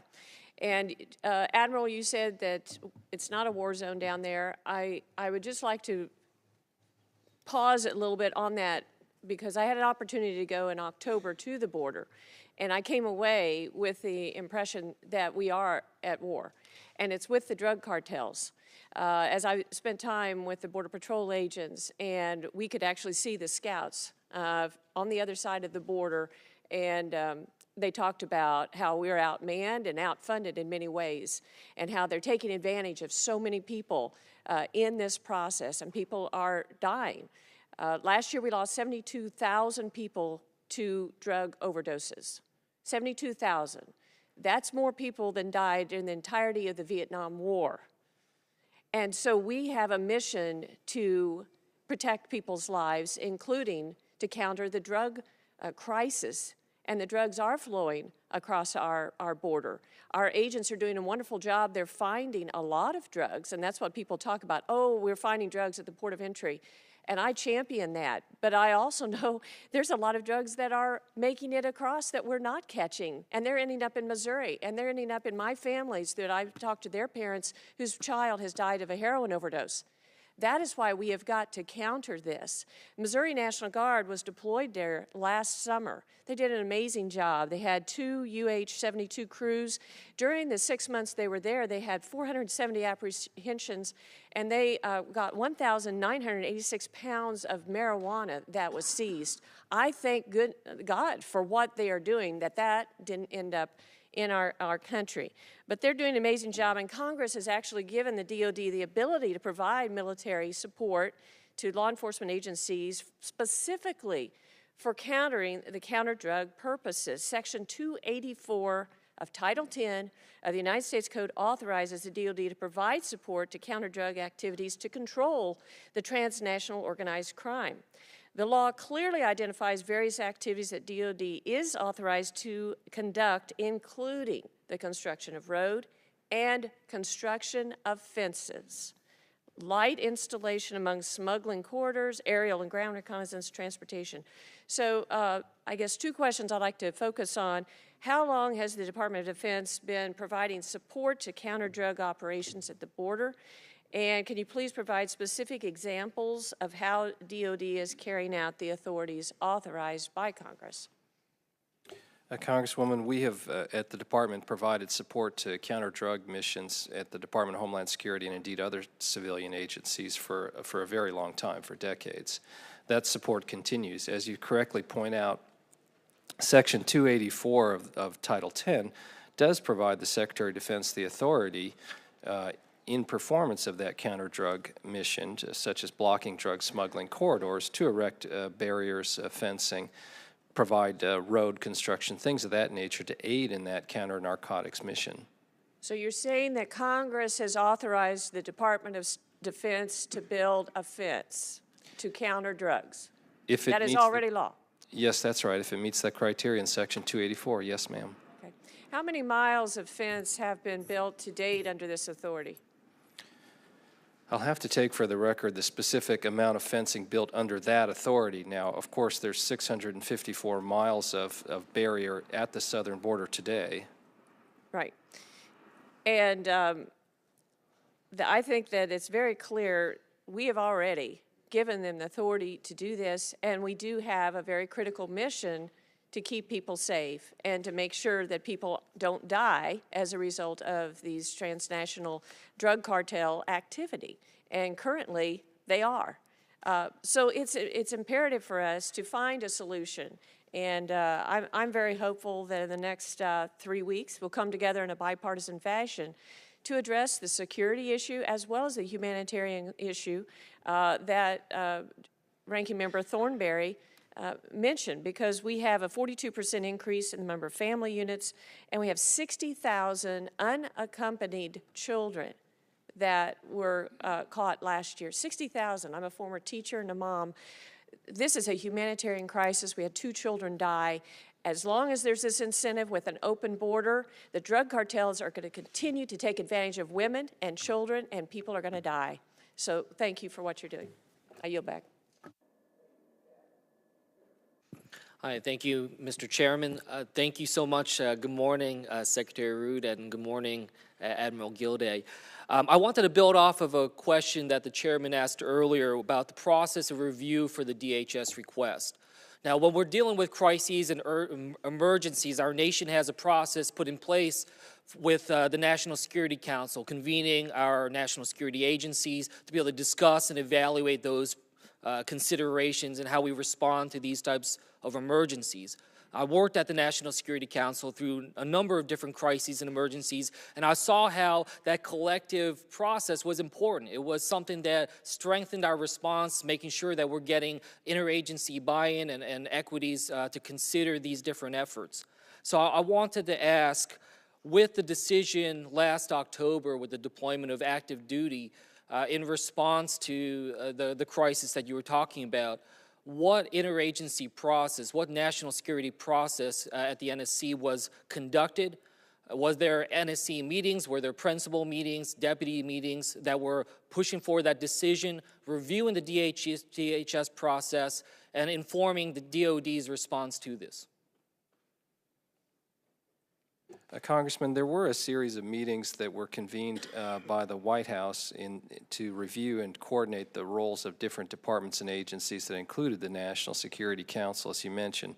At times, those are done pursuant to the National Security Council's activities. At other times, more on the Domestic Policy Council side of the ledger. And so there were quite a few of those meetings, and they continue to be an ongoing process. You're exactly right that it is critical to coordinate those various activities because in this particular case, the Defense Department is not the lead agency. We're providing support and augmentation to the Department of Homeland Security. So prior to DOD's decision to move forward to fulfill the request by DHS, there was a Principals Committee, a National Security Council meeting convened that moved forward with those conclusions that informed DOD's response? There were meetings typically chaired by other members in the White House staff to convene that included members of the National Security Council staff in them with reviewing the exact deployment of active duty forces. Obviously, that was a Defense Department decision about how to source the request for assistance from the Department of Homeland Security. Who were the White House officials that were chairing the meetings that were reviewing this particular request during that time period? We'd have to get you the specifics, but certainly there were any number of those meetings that were held, including with the White House Deputy Chief of Staff convening some of those, as well as others such as I mentioned, with the participation of the Homeland Security Advisor on the National Security Council staff. Great. Well, I appreciate that. It's incredibly important that we follow up, so I would like to hear some greater detail on what meetings were happening and to whatever extent you can share that, because these processes that are put in place are there for our nation's protection. This process put through the National Security Act put in place something to make sure we have that constant deliberation and we have a certain amount of set standards by which we approach every emergency and crisis, whether domestic or foreign. And these are the types of steps that understand why it is we have a Situation Room in the White House that allows us to gather and check politics at the door and make sure that we focus in on approaching these with the best security in mind for the American people. So that is why I asked those questions. Thank you. I yield back my time. Thank you, Mr. Scott. Thank you, Mr. Chairman. I know the chair mentioned that the 2018 DHS budget was funded, and to be honest with you, I remember very little discussion about the budget. I think it was just accepted and it was done. And I would just point out to the other members that in the fiscal year 18 budget, there was $1.375 billion for border wall construction, $251 million in San Diego, $445 million for the Rio Grande Valley, $196 again for the Rio Grande Valley, $445 for San Diego, El Centro, Yuma, and Tucson. 84 miles in all. The President has now requested funding for an additional 215 miles, a significant portion of which is the completion of the border wall in those very areas where it was started under the 2018 appropriations, where there was little, if any, discussion. Certainly no discussion about it being immoral to do such a thing. I want to follow up on what my colleague, Ms. Hartzler, said, and the Congress lady from Virginia, Ms. Loria. I believe the point she was getting at, and I want to encourage my colleagues, I don't pretend to tell anybody on this committee what to do, but I would suggest that a CODELTA Southcom to discuss Tiata South and the things that go on down there and what can be done to stop the flow of drugs in the United States is well worthwhile and would be worth the committee actually having a hearing on. But if I may, reading from a report from Latin America, from,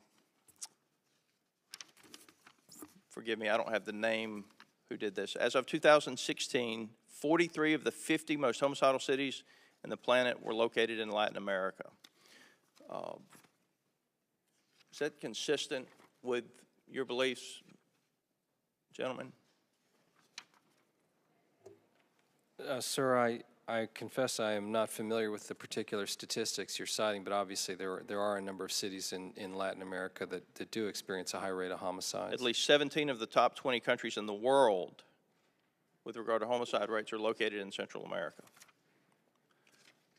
I think one thing that most of us would agree on, and that's from a report from the IGARPE Institute, I think one of the things most of us in this committee would agree on is that the vast majority of that violence is the end result of the trafficking of drugs and the money that comes from drugs to the cartels in those regions and countries of the world. Do you believe that's a fair statement?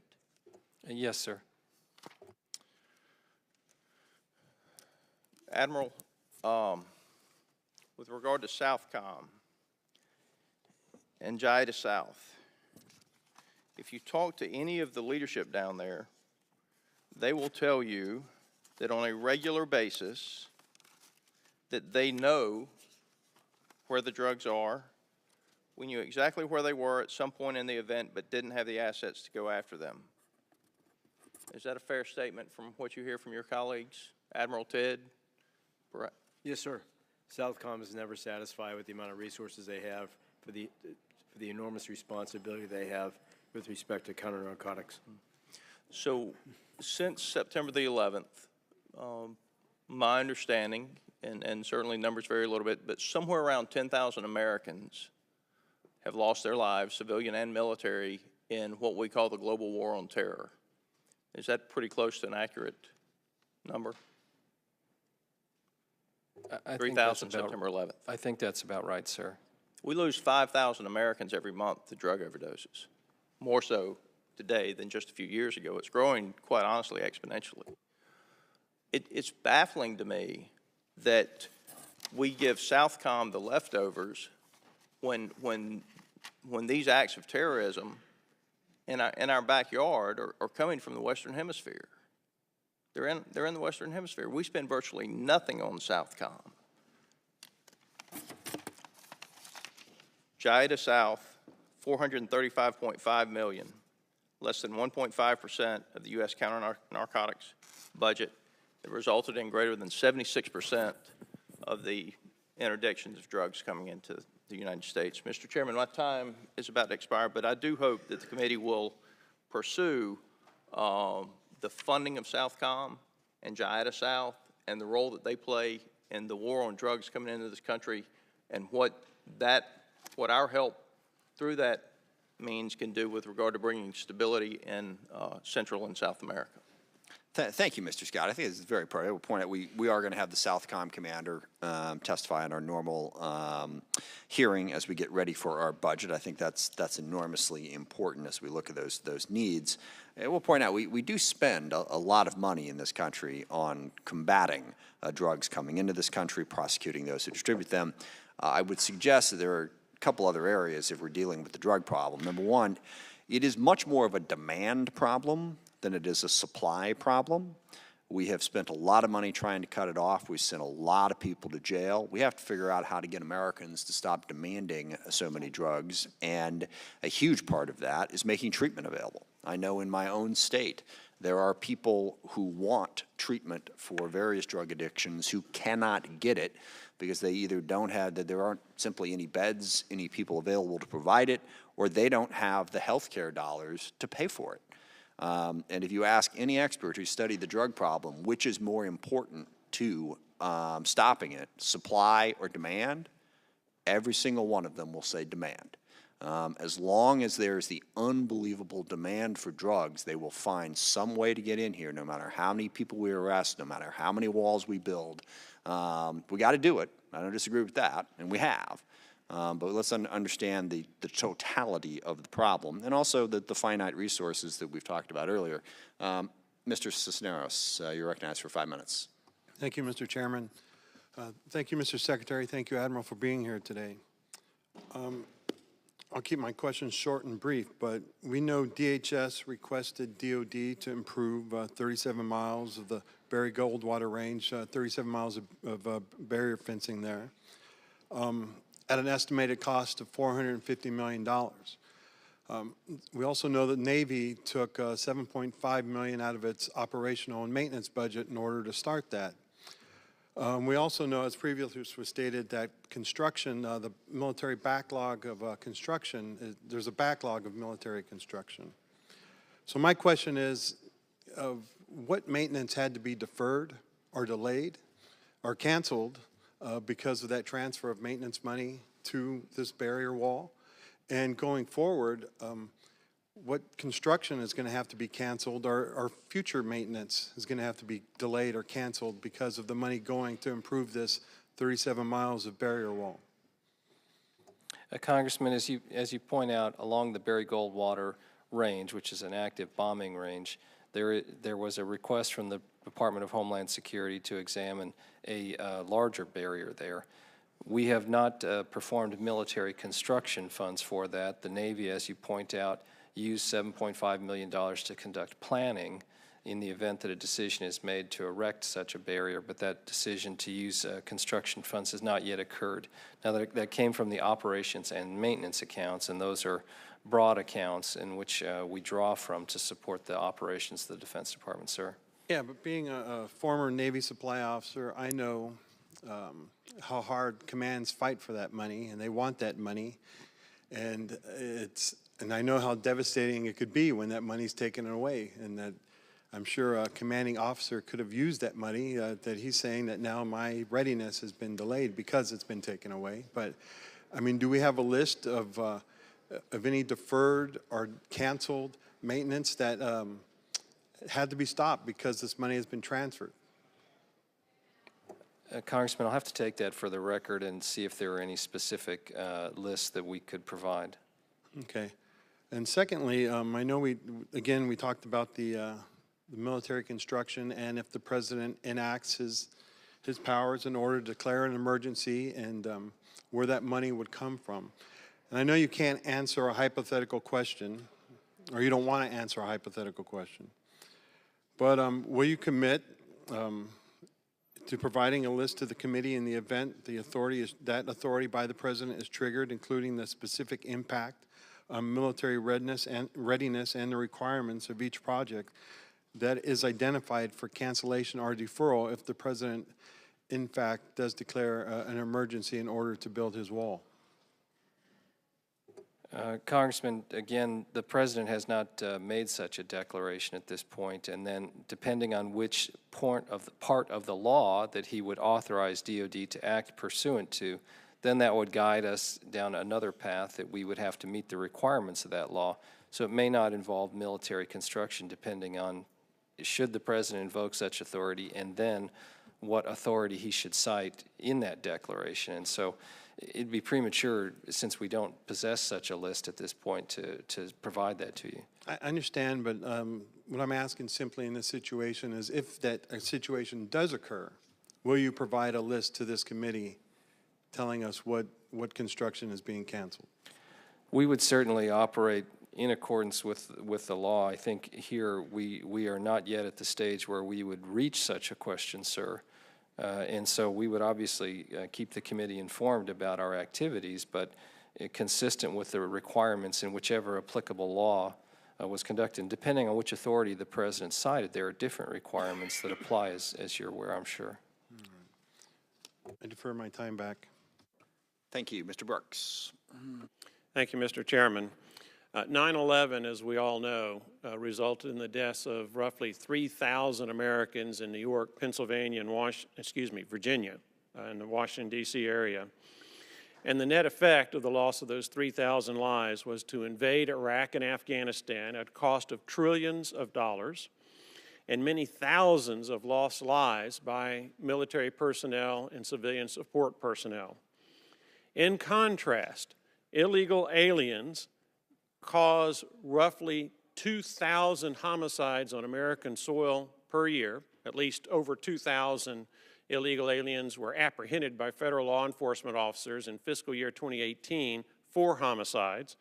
And as was mentioned earlier by Congresswoman Hartzler and Congressman Scott, drug overdoses cost roughly 70,000 American lives per year. And the evidence is overwhelming that a substantial portion of the drugs, those poisons that cause the loss of American lives, come across our southern border illegally. In terms of lost American lives, then, our porous southern border, combined with the homicides of illegal aliens, far exceeds the loss of life caused by 9/11. With that as a backdrop, I want to direct your attention to 10 United States Code 284, which authorizes President Trump to deploy the military to the southern border to build fences and to do a lot of other things. And for clarity, if you look it up in the dictionary, the word fence includes the word barrier, and the word barrier includes walls made of a variety of different materials. So that having been said, it seems to me that 10 U.S. Code 284 can be used by the President of the United States to direct the United States military to build a wall. Now, as of today, you've mentioned military forces along the southern border. Have any of them been deployed pursuant to 10 U.S.C. 284? Congressman, I don't believe any of our forces have been deployed pursuant to 10 U.S.C. 284. You are correct, however, that that use of authority would authorize the Secretary of Defense to erect barriers, roads, fencing, those type of materials to disrupt drug smuggling. Does 10 U.S.C. 284, as you understand it, require the declaration of a national emergency before it is implemented? No. It does not? No. Has President Trump, to your knowledge, ever used 10 U.S.C. 284 to direct the military to build the wall that is necessary for border security? No, not to my knowledge, Congressman. If President Trump were to direct the Pentagon, the United States military, pursuant to 10 U.S.C. 284, to build such barriers as are necessary to secure our southern border from drug trafficking and international crime cartels, would the United States military obey that order? If we judge it to be a lawful order, yes, sir. And I assume it would be. Thank you. I appreciate your responses. And, Mr. Chairman, I yield back the remainder of my time. Thank you. Ms. Houlihan. Gentlemen, thank you so much for your time. Mr. Rood and Admiral Gilday, I'm a new member of Congress and newly put on the Readiness Subcommittee, and so most of my questions will have to do with the readiness aspect of this. And I understand for years that the department has been briefing Congress on the concerns of readiness on our armed forces. And so to that end, I'd love it if you're able to talk us through a couple of the major units that are deployed at the border, what their mission is, and if you could tell us what they would be doing if they weren't on the border right now, normally. That's a good question. So we have engineering battalions who right now are, it's actually a joint project with both Army engineers and Air Force welders who are actually welding concertina wire above a wall in sections of Arizona and California. Those particular units would not probably be doing that if they weren't deployed to the southern border. I'm not sure where they were in their readiness cycle when they were deployed, but I can look up that information and try to give you a sense. With respect to readiness, I will honestly say that some units either have or will miss company-level training opportunities based on their deployment. But because we're limiting the deployments to fairly short periods of time, we believe that in every one of those cases we can recover from that.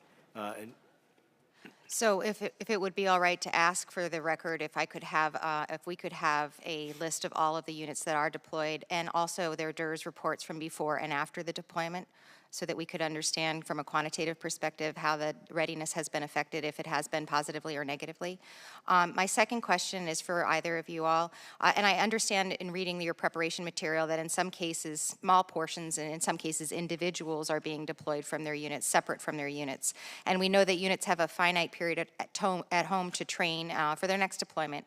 Are we hurting their home unit training or readiness? Are we impeding or impairing individuals' career abilities by deploying in this way?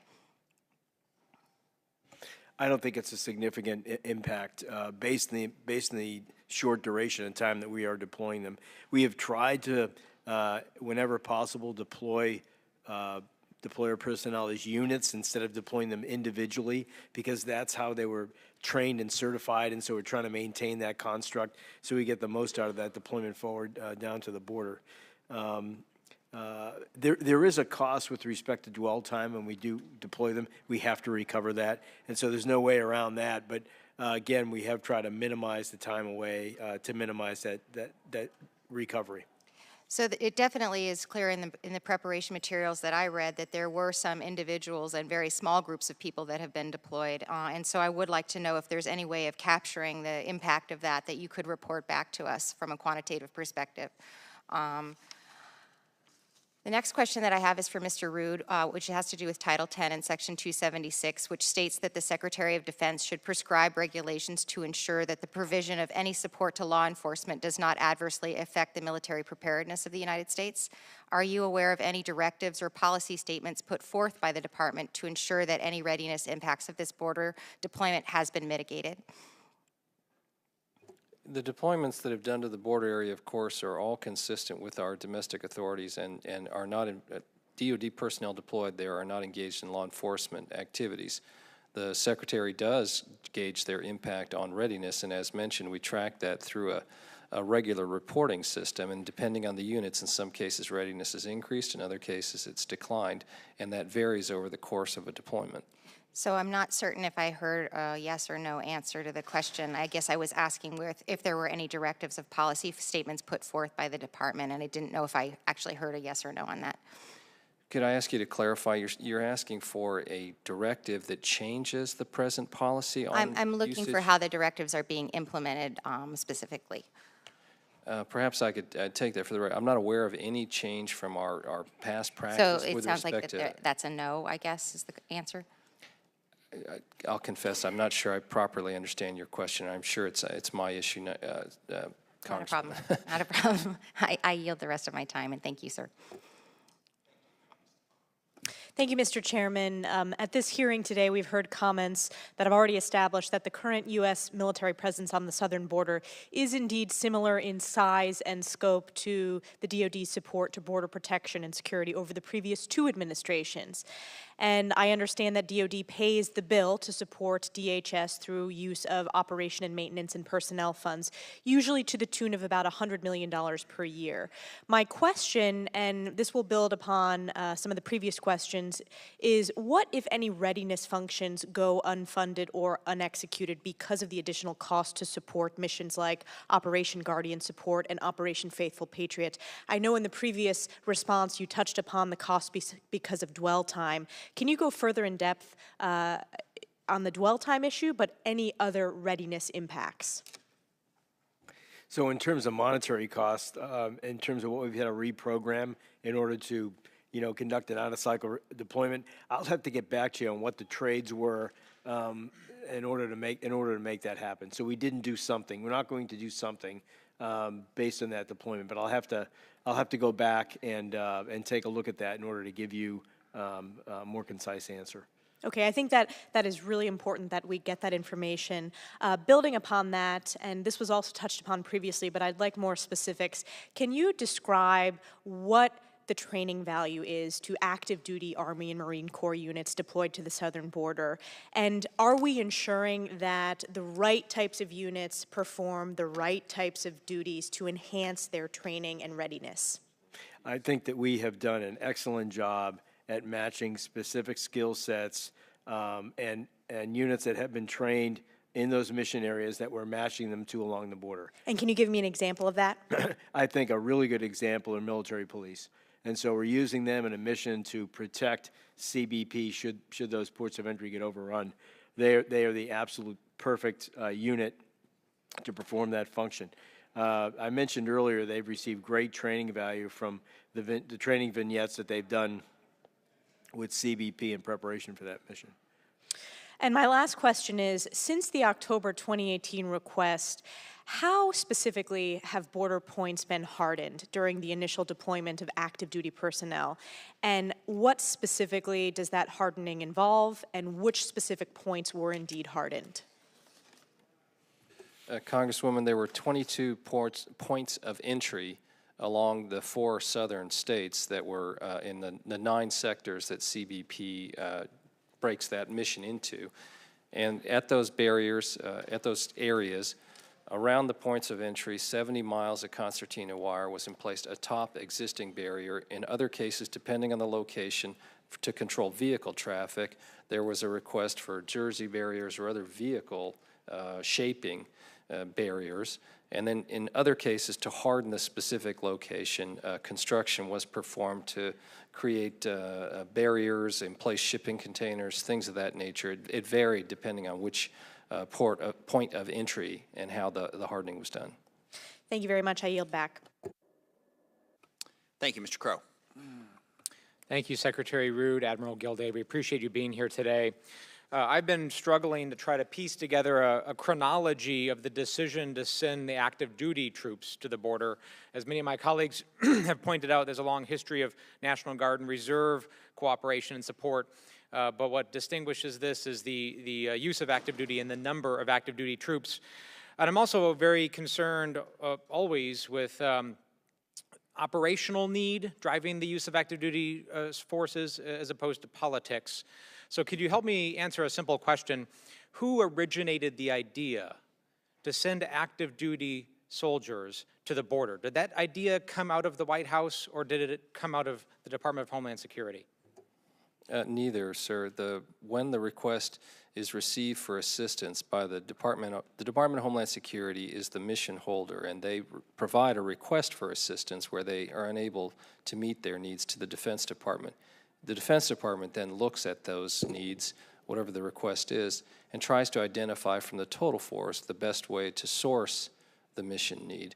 And that's where the decision ended up being made in that particular case, as Admiral Gilday testified, to use active duty troops last fall in addition to the National Guardsmen that were already deployed. So there was a determination that there were no sufficient National Guard and Reserve forces available to meet that request. Both. So it was primarily driven by timing. I described at the time the direction came from the White House and those migrants were massing down in southern Mexico. The direction was to move forces fairly expeditiously to the border. And so based on the fact that with so you said that directive came from the White House? That directive ultimately came from the White House, yes. Okay. As I recall.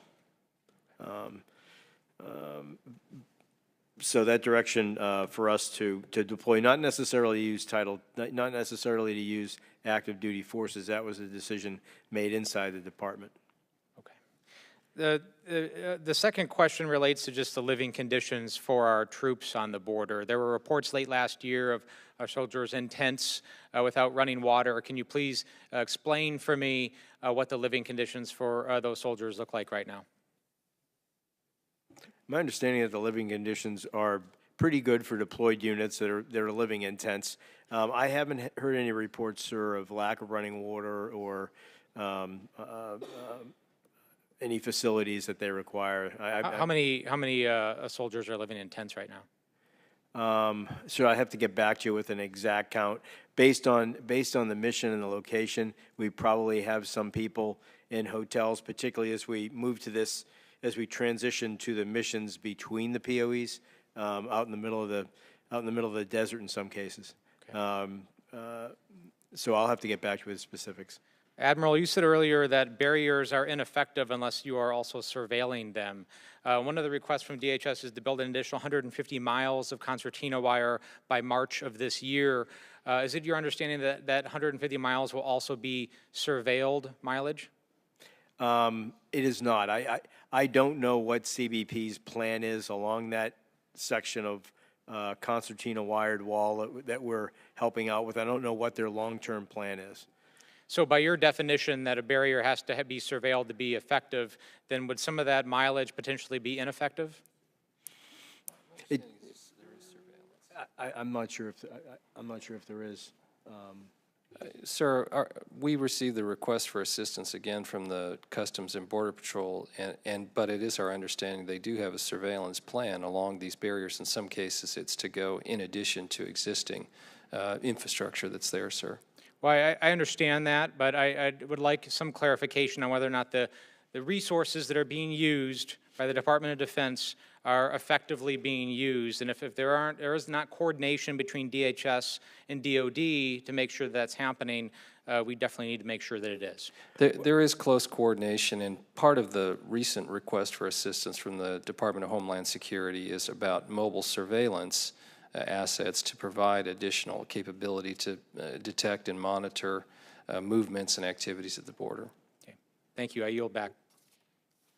Thank you. We're going to try to wrap this up at 12:30 just because I don't want to abuse the Pentagon witnesses the first time they send them over to me so that they don't send any more.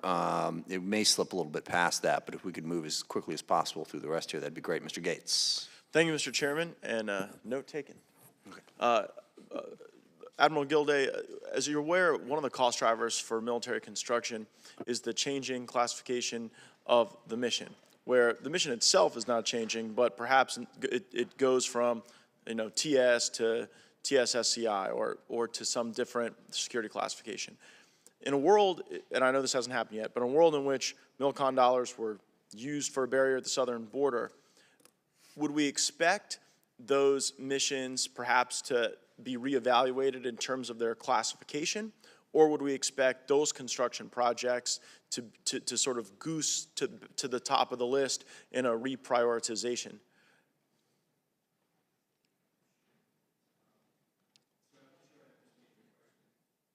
I'm not sure I understand your question specifically, sir, with respect to the security classification. Right. So in a world in which one of the cost drivers to MILCON is the fact that some facilities have to go from TS to SCI, yes, or secret to TS.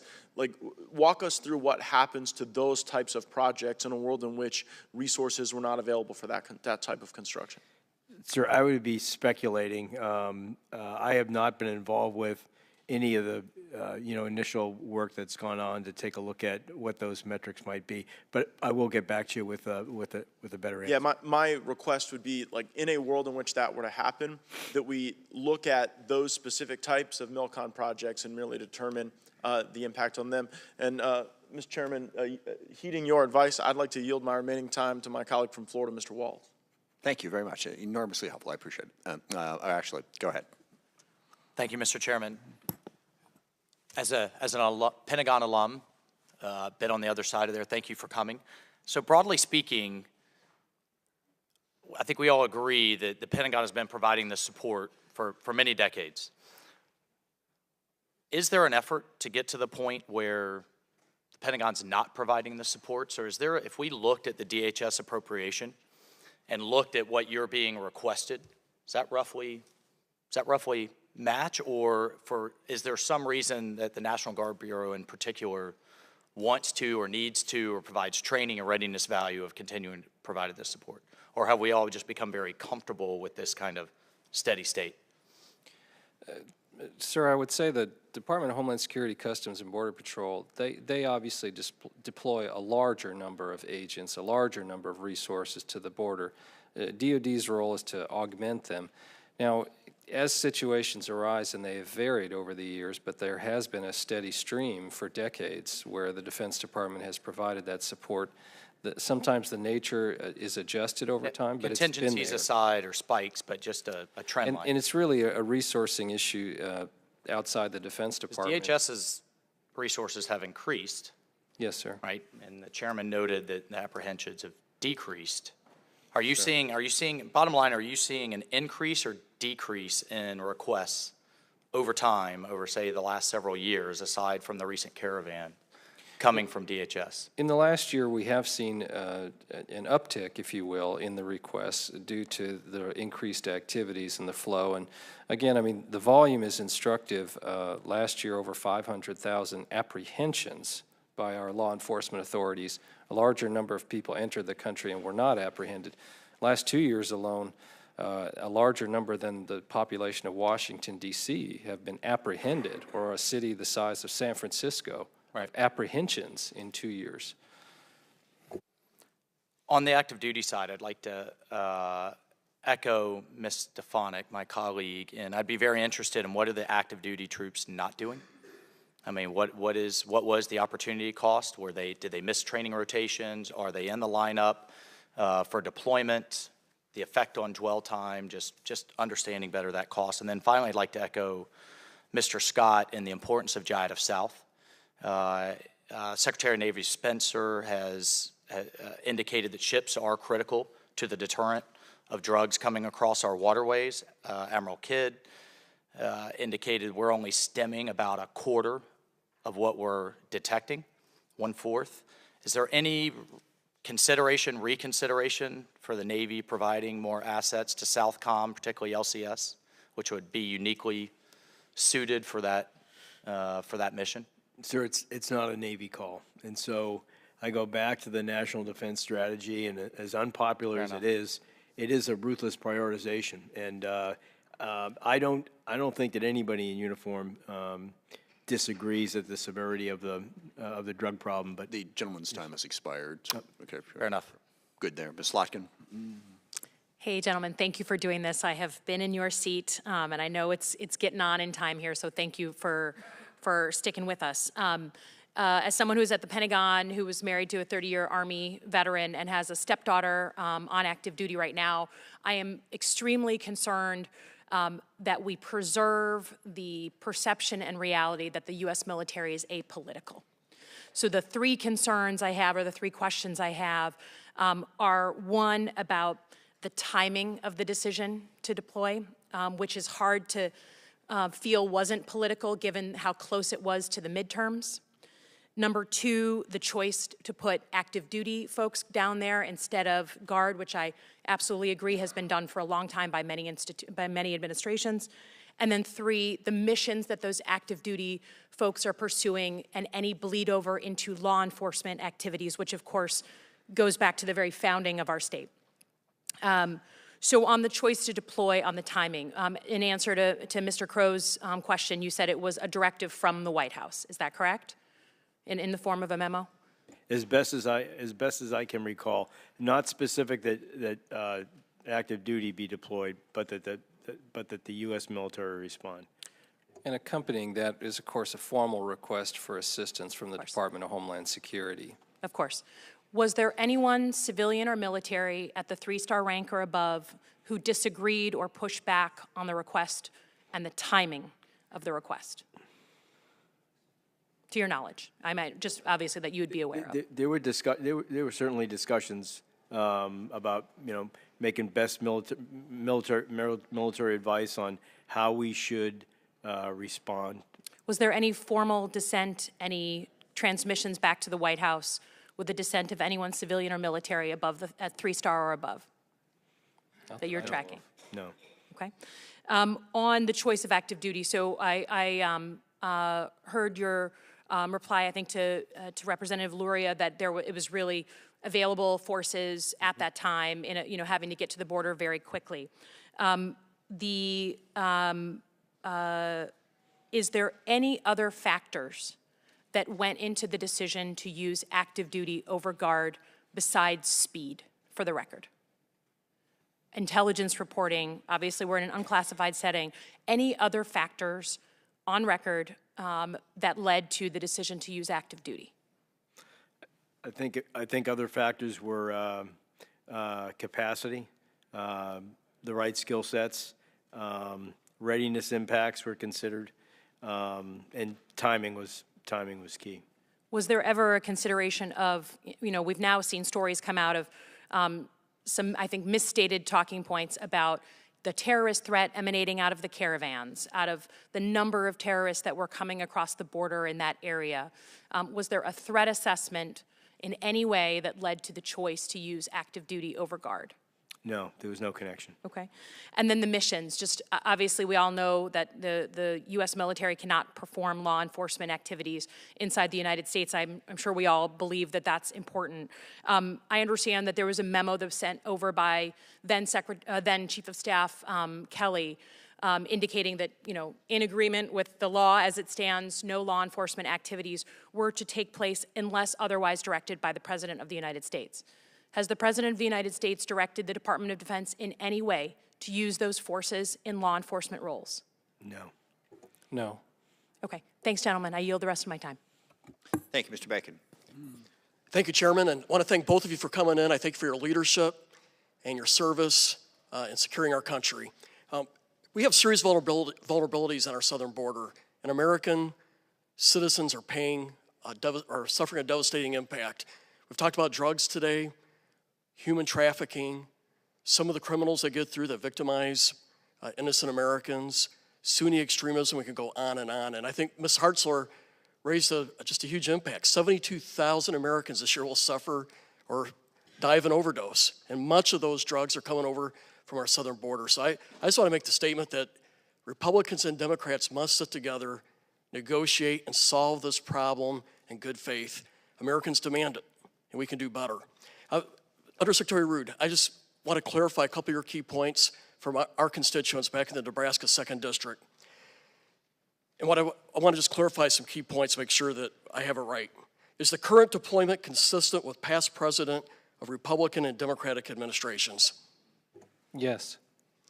Is the current deployment consistent with law? Absolutely. And is the current deployment in support of an inherent federal function? Yes. Thank you. I think those are key points that we need to stress. Admiral Gilday, about a year ago, Admiral Tidd said that some of the pathways of vulnerabilities used by criminal organizations in South and Central America are being exploited by terrorists. The Guatemalan ambassador personally told me that he has detained dozens of Sunni extremists within their country that were trying to get to our country and they had false identifications. Rear Admiral Hendricks said a year ago that individuals have been detained south of the border who have ties with terrorists and some with the intentions to conduct attacks against our homeland. Can you give us an update on what you know, what this threat of terrorism is via our southern border? Thank you. Yes, sir. I will say this. The threat is real. I would also say that we have a significant presence of special forces in South America as we speak. They're conducting training missions. And so as we talk about priorities within the Department of Defense and the fact that we are resource constrained, it's in our best interest to form those partnerships to help those countries take care of those problems whenever they can. And so that's where that is an example of our focus in South America, getting after that particular threat stream. Have you have any other updates that you can share, obviously in an unclassified setting, on the terrorist activity that we're seeing through South America and Central America? Most of the information I have is about 8 months old. Yes, sir. We can arrange a briefing for you to get an update on that. Okay. Thank you. I yield back. Sir. Thank you, Ms. Sherrill. Thank you, gentlemen, for being here today. Thank you for your preparation. You're obviously, you've taken quite a bit of time to come here, and thank you to your staff for all of the preparation as well. I was happy to hear from my colleague that the National Guard's troops were excited and enjoyed being deployed on these extra missions. I have heard that from some of our National Guardsmen and women as well, that they enjoy the extra training. I can tell you that our active duty servicemen and women do not always enjoy the extra deployments, especially as they come right before the holidays over Thanksgiving and Christmas, as this one did. I bring that up because I am really concerned about the op tempo. As you know better than I, Secretary Rude, over the last several years, we've seen significant strain on our armed forces. From the 5 accidents in the 7th Fleet, the tragic loss of 17 sailors aboard the USS Fitzgerald and the USS McCain, to our Special Forces leadership expressing concern at the high rate of deployment and how it's affecting recruitment, to Secretary Mattis himself highlighting the need to restore readiness to our National Guard by resetting their equipment. We have seen strains in our military. I know that's something, Admiral Gilday, that the military has been working very hard to get troops back home with their families at a better rate. You, I'm sure, during your service saw the difference after 9/11 in troop deployments and what a hardship that could be on our military service member and families. Given that, Secretary Rude, it's my understanding that our troops at the border are providing the following capabilities: stringing concertina wire, as we've heard, planning assistance, engineering and aviation support, medical teams, command and control facilities, mobile surveillance, camera operations, and temporary housing and personal protective equipment for CBP personnel. Are any of these missions that the DHS or contractors for the DHS could not provide? Well, the starting point, of course, Congresswoman, is the DHS making an assessment that their organic capabilities, they need augmentation, and therefore they're making a request to the Defense Department for support to civil authorities. So that's the triggering event. Obviously, the Department of Homeland Security, CBP, and others possess things such as helicopters and medical personnel in addition to the Defense Department. But depending on the circumstances, they've made a determination that their assets, and we work with them to try to develop an understanding of the mission need, that their assets were insufficient by themselves to meet that need. Hence, they've made a request for assistance. So they've made the determination that their assets are insufficient. Were they given sufficient assets, could they undertake those missions? In a general sense, yes. I mean, for example, some of the helicopter support that DoD has provided, if the DHS, I assume if they had sufficient rotary wing support, they could have met that mission need themselves. The reason I'm asking is because, as you yourself said, the rotary wing support, and as a former helicopter pilot, I'm certainly interested in all things rotary wing. The needs overseas are very great, and now that we're providing this on the border, the balance between what DHS should be doing and what I think active duty military troops should be doing is something that I'm very interested in. And so what I'm looking for is, should the DHS really be advocating for better supplies, and then we, as the House Armed Services Committee, can really help our troops to perform their missions and their traditional missions, especially overseas with our wars in Syria, Iraq, Afghanistan, as well as now where our special forces are deployed across the world, including, as we hear, in South America. And so I guess that's something that I think we need to continue to look into. I'll talk to you a bit, Admiral Gilday. As you know, some of the nation's greatest threats are the security vulnerabilities in our land, air, and seaports. This is particularly something I care about, being from New Jersey, because we have some of the largest ports of entry in the United States. And there are new and emerging threats, and I'm concerned that all this talk about border security, when we don't include our other ports of entry, is really missing some of the emerging threats that we've seen. And I bring this up because just last Tuesday night at Newark Airport, one of the 15 busiest airports in the country, it was shut down for an hour after reports of an unauthorized drone when it entered their airspace.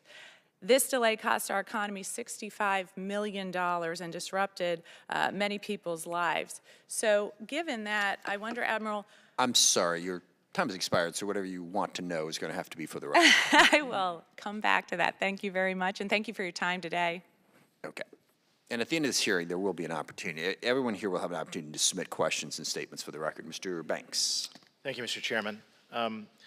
Secretary Rood, in a New York Times article dated November 10, 2018, anonymous Pentagon officials were quoted deriding the deployment as an expensive waste of time and resources and a morale killer to boot. Do you know who those anonymous sources at the Pentagon were that would call this a waste of time? No, sir. Obviously, this is a mission that we take seriously at the Defense Department, that we've executed before in various permutations, and we are executing in support of our colleagues at the Customs and Border Protection. Clearly, you would agree everything that we've heard over the past couple of hours would contradict those anonymous sources who called this deployment a waste of time. Would you agree, simply? Yes, border security is an element of national security, and that is part of the Defense Department's mission. In a Time magazine article dated November 15, 2018, former Secretary of Defense Chuck Hagel said, quote, "It's a waste of time. It's clear to me that he's using the military as political pawns, which is completely irresponsible." Everything that we've heard over the past couple of hours would clearly contradict former Secretary Hagel's account of what's occurring at the border that our troops have contributed to, correct? Sir, I have not read former Secretary Hagel's comments, but I can say our mission is devoted to supporting the Customs and Border Patrol. There is a very legitimate, long-standing mission that we have performed over the years at the Defense Department and are doing so again. Later in that article, it's quoted saying, quote, "Troops often find themselves with little to do. They fill their time throwing a football around, texting their girlfriends, exercising, or waiting for the outdoor mess hall to open. Secretary, wouldn't you agree that that quote and these descriptions are not just disrespectful but downright demeaning to our men and women in uniform? Our men and women in uniform are very devoted to the missions that they've been sent upon, and the type of behavior you're talking about, waiting for the mess hall to open or throwing a football, by the way, on my travels around the world, is not unusual behavior Afghanistan as well, for our troops. That's right.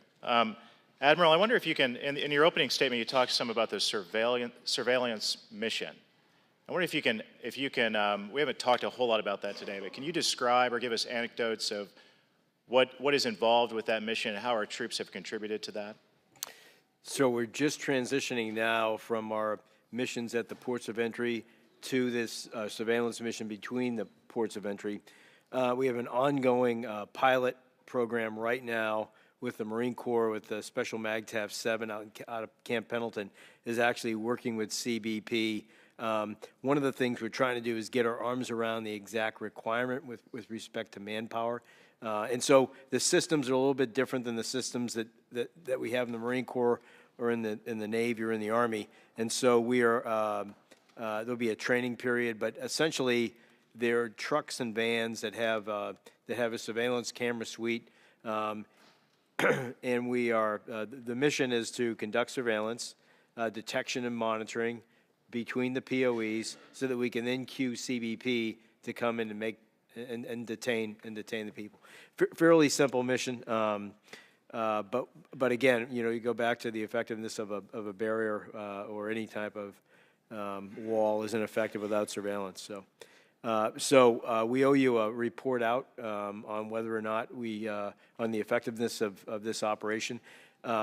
We have direction from the Secretary of Defense to conduct an assessment in no less than 90 days.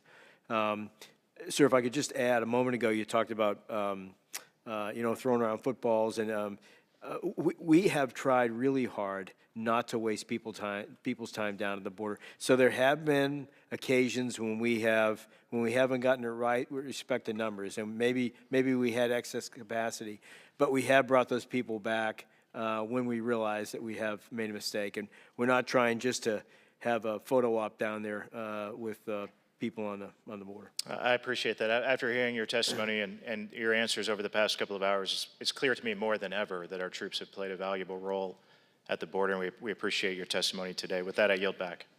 Thank you. We have 3 people left who want to ask questions. It is after 12:30, so if we could, and 2 of whom represent districts on the border, so I want to try to get to them, but the quicker we can do it, the more the witnesses will appreciate it. But Ms. Escobar from Texas. Thank you, Mr. Chairman. Gentlemen, thank you so much for being here. I'm very grateful for your leadership and for your responses to the questions. I come from the U.S.-Mexico border. I represent El Paso, Texas, which has been one of the safest communities in the United States for close to 2 decades. The vast majority of the individuals that we are seeing coming to the southern border are people seeking asylum. They are not individuals here who are setting out to do us harm. I want to recall that in 1997, and would like for you all to help me out with this, a young man, Ezequiel Hernandez, was shot and killed by a U.S. Marine who was patrolling the border. Can you help me and remind me and remind Americans, what are the rules of engagement when you are in communities like my own, like Redford, Texas and West Texas? So they're not rules of engagement when we have forces deployed in domestic situations like this. They're actually standing rules for the use of force. And they're guidance that authorizes the use of non-deadly force in order to control an escalating situation. And the emphasis in our training is towards de-escalation. So how can you use a minimal amount of force to get the problem under control so that it doesn't become a larger problem? We always have the inherent right of self-defense to use deadly force, but we train to only use deadly force when all lesser means have failed or cannot be reasonably employed. So the emphasis is on non-lethal. I would tell you that the preponderance of the troops we have down at the border have not been in a position to have contact with migrants. The medical personnel, yes, but even the protection personnel that we put to protect CBP, they are the fourth or fifth echelon back in terms of a defense in depth kind of construct. I hope that answers your question, ma'am, with respect to the use of force. Yes, thank you so much. Another follow-up question on a separate topic. Last summer, during the height of the family separation crisis, the Department of Homeland Security asked the Department of Defense to prepare to receive unaccompanied minors at some of the military installations. In my district, Fort Bliss was identified as one of those potential sites. Can you provide us with an update? Have any other sites been identified? What is the status of this? And would you commit to notifying this committee of any updates on this topic?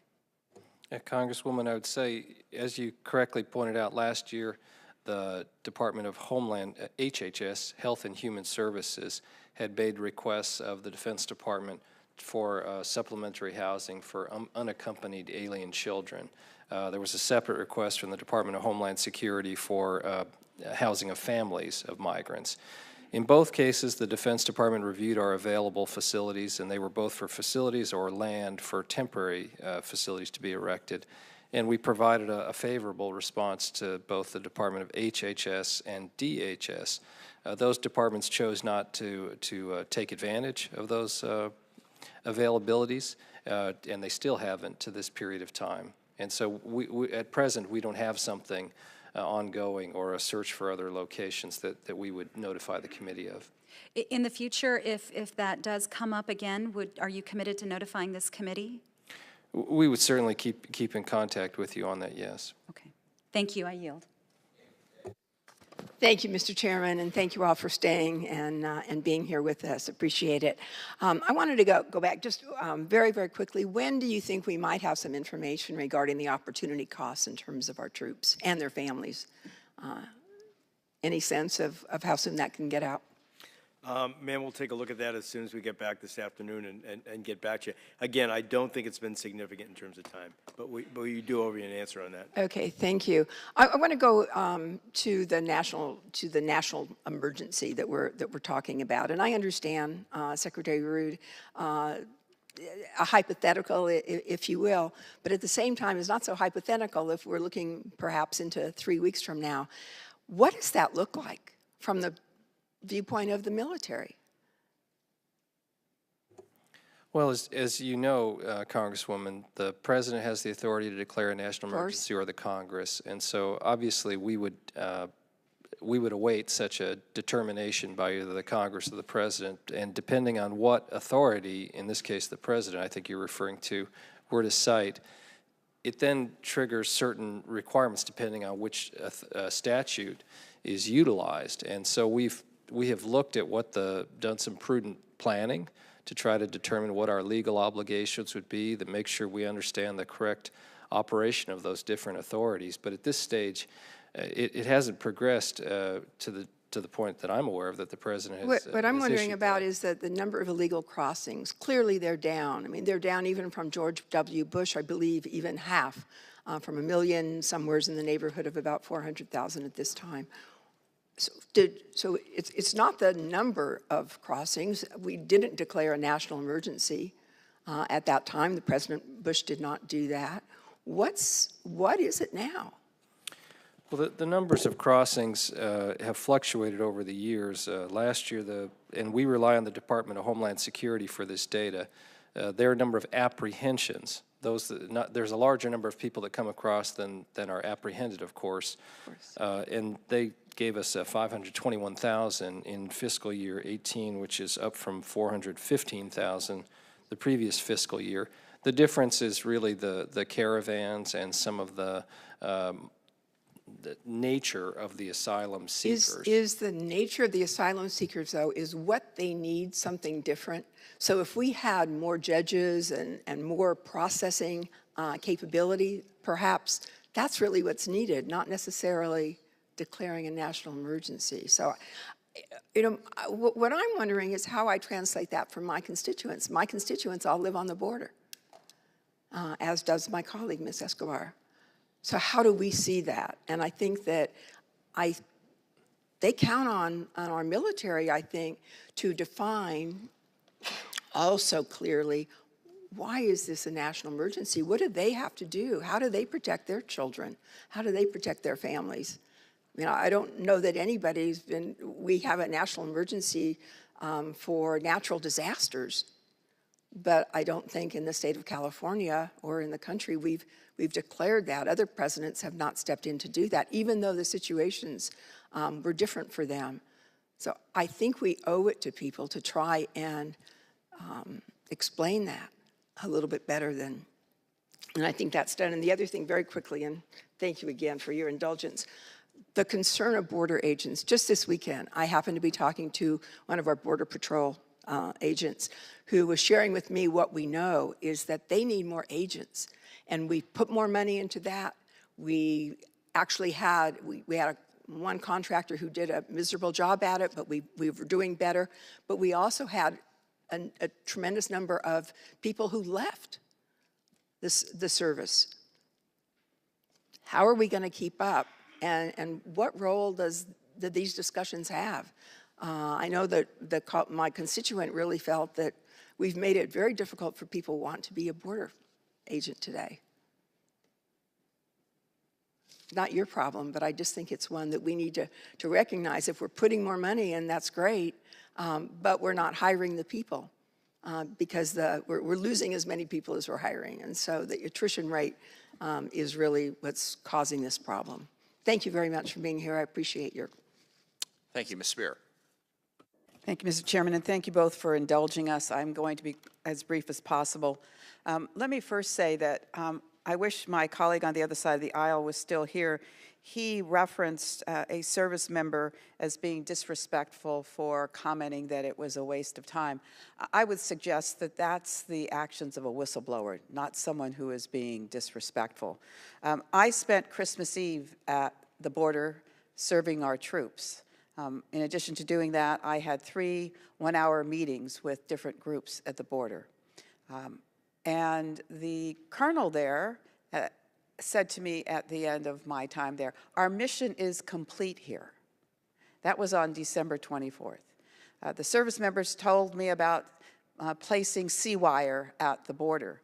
But they also said to me, people who are climbing over those fences and walls aren't running away. They are sitting on the wire or at the wire waiting for a CBP officer to come and so they can be apprehended as asylum seekers. So I'm concerned that the readiness that we should be working on with our service members is not being done. Many of these service members now have lost time with their families at Thanksgiving, at Christmas, at New Year's, are still there. They don't have an end of the mission date that they can rely on. I don't think this is the way to treat our service members. So with all of that, I'm going to ask you to just comment on that. If the mission is complete, why are they still there?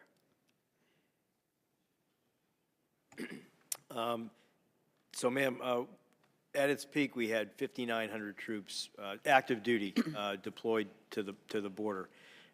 This was in early November. That number was cut down to about 2,400 by Christmas. And so what we have tried to do is systematically reduce those numbers. As, for example, if DHS said that they needed 70 miles of concertina wire laid, and we laid that wire, we then redeployed those people home. Initially, we deployed our troops to Texas, Arizona, and California.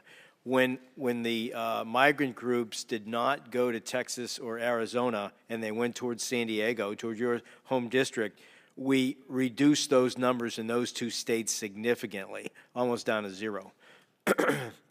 And so we have tried to match the troops to the requirement on an evolving basis as best we can.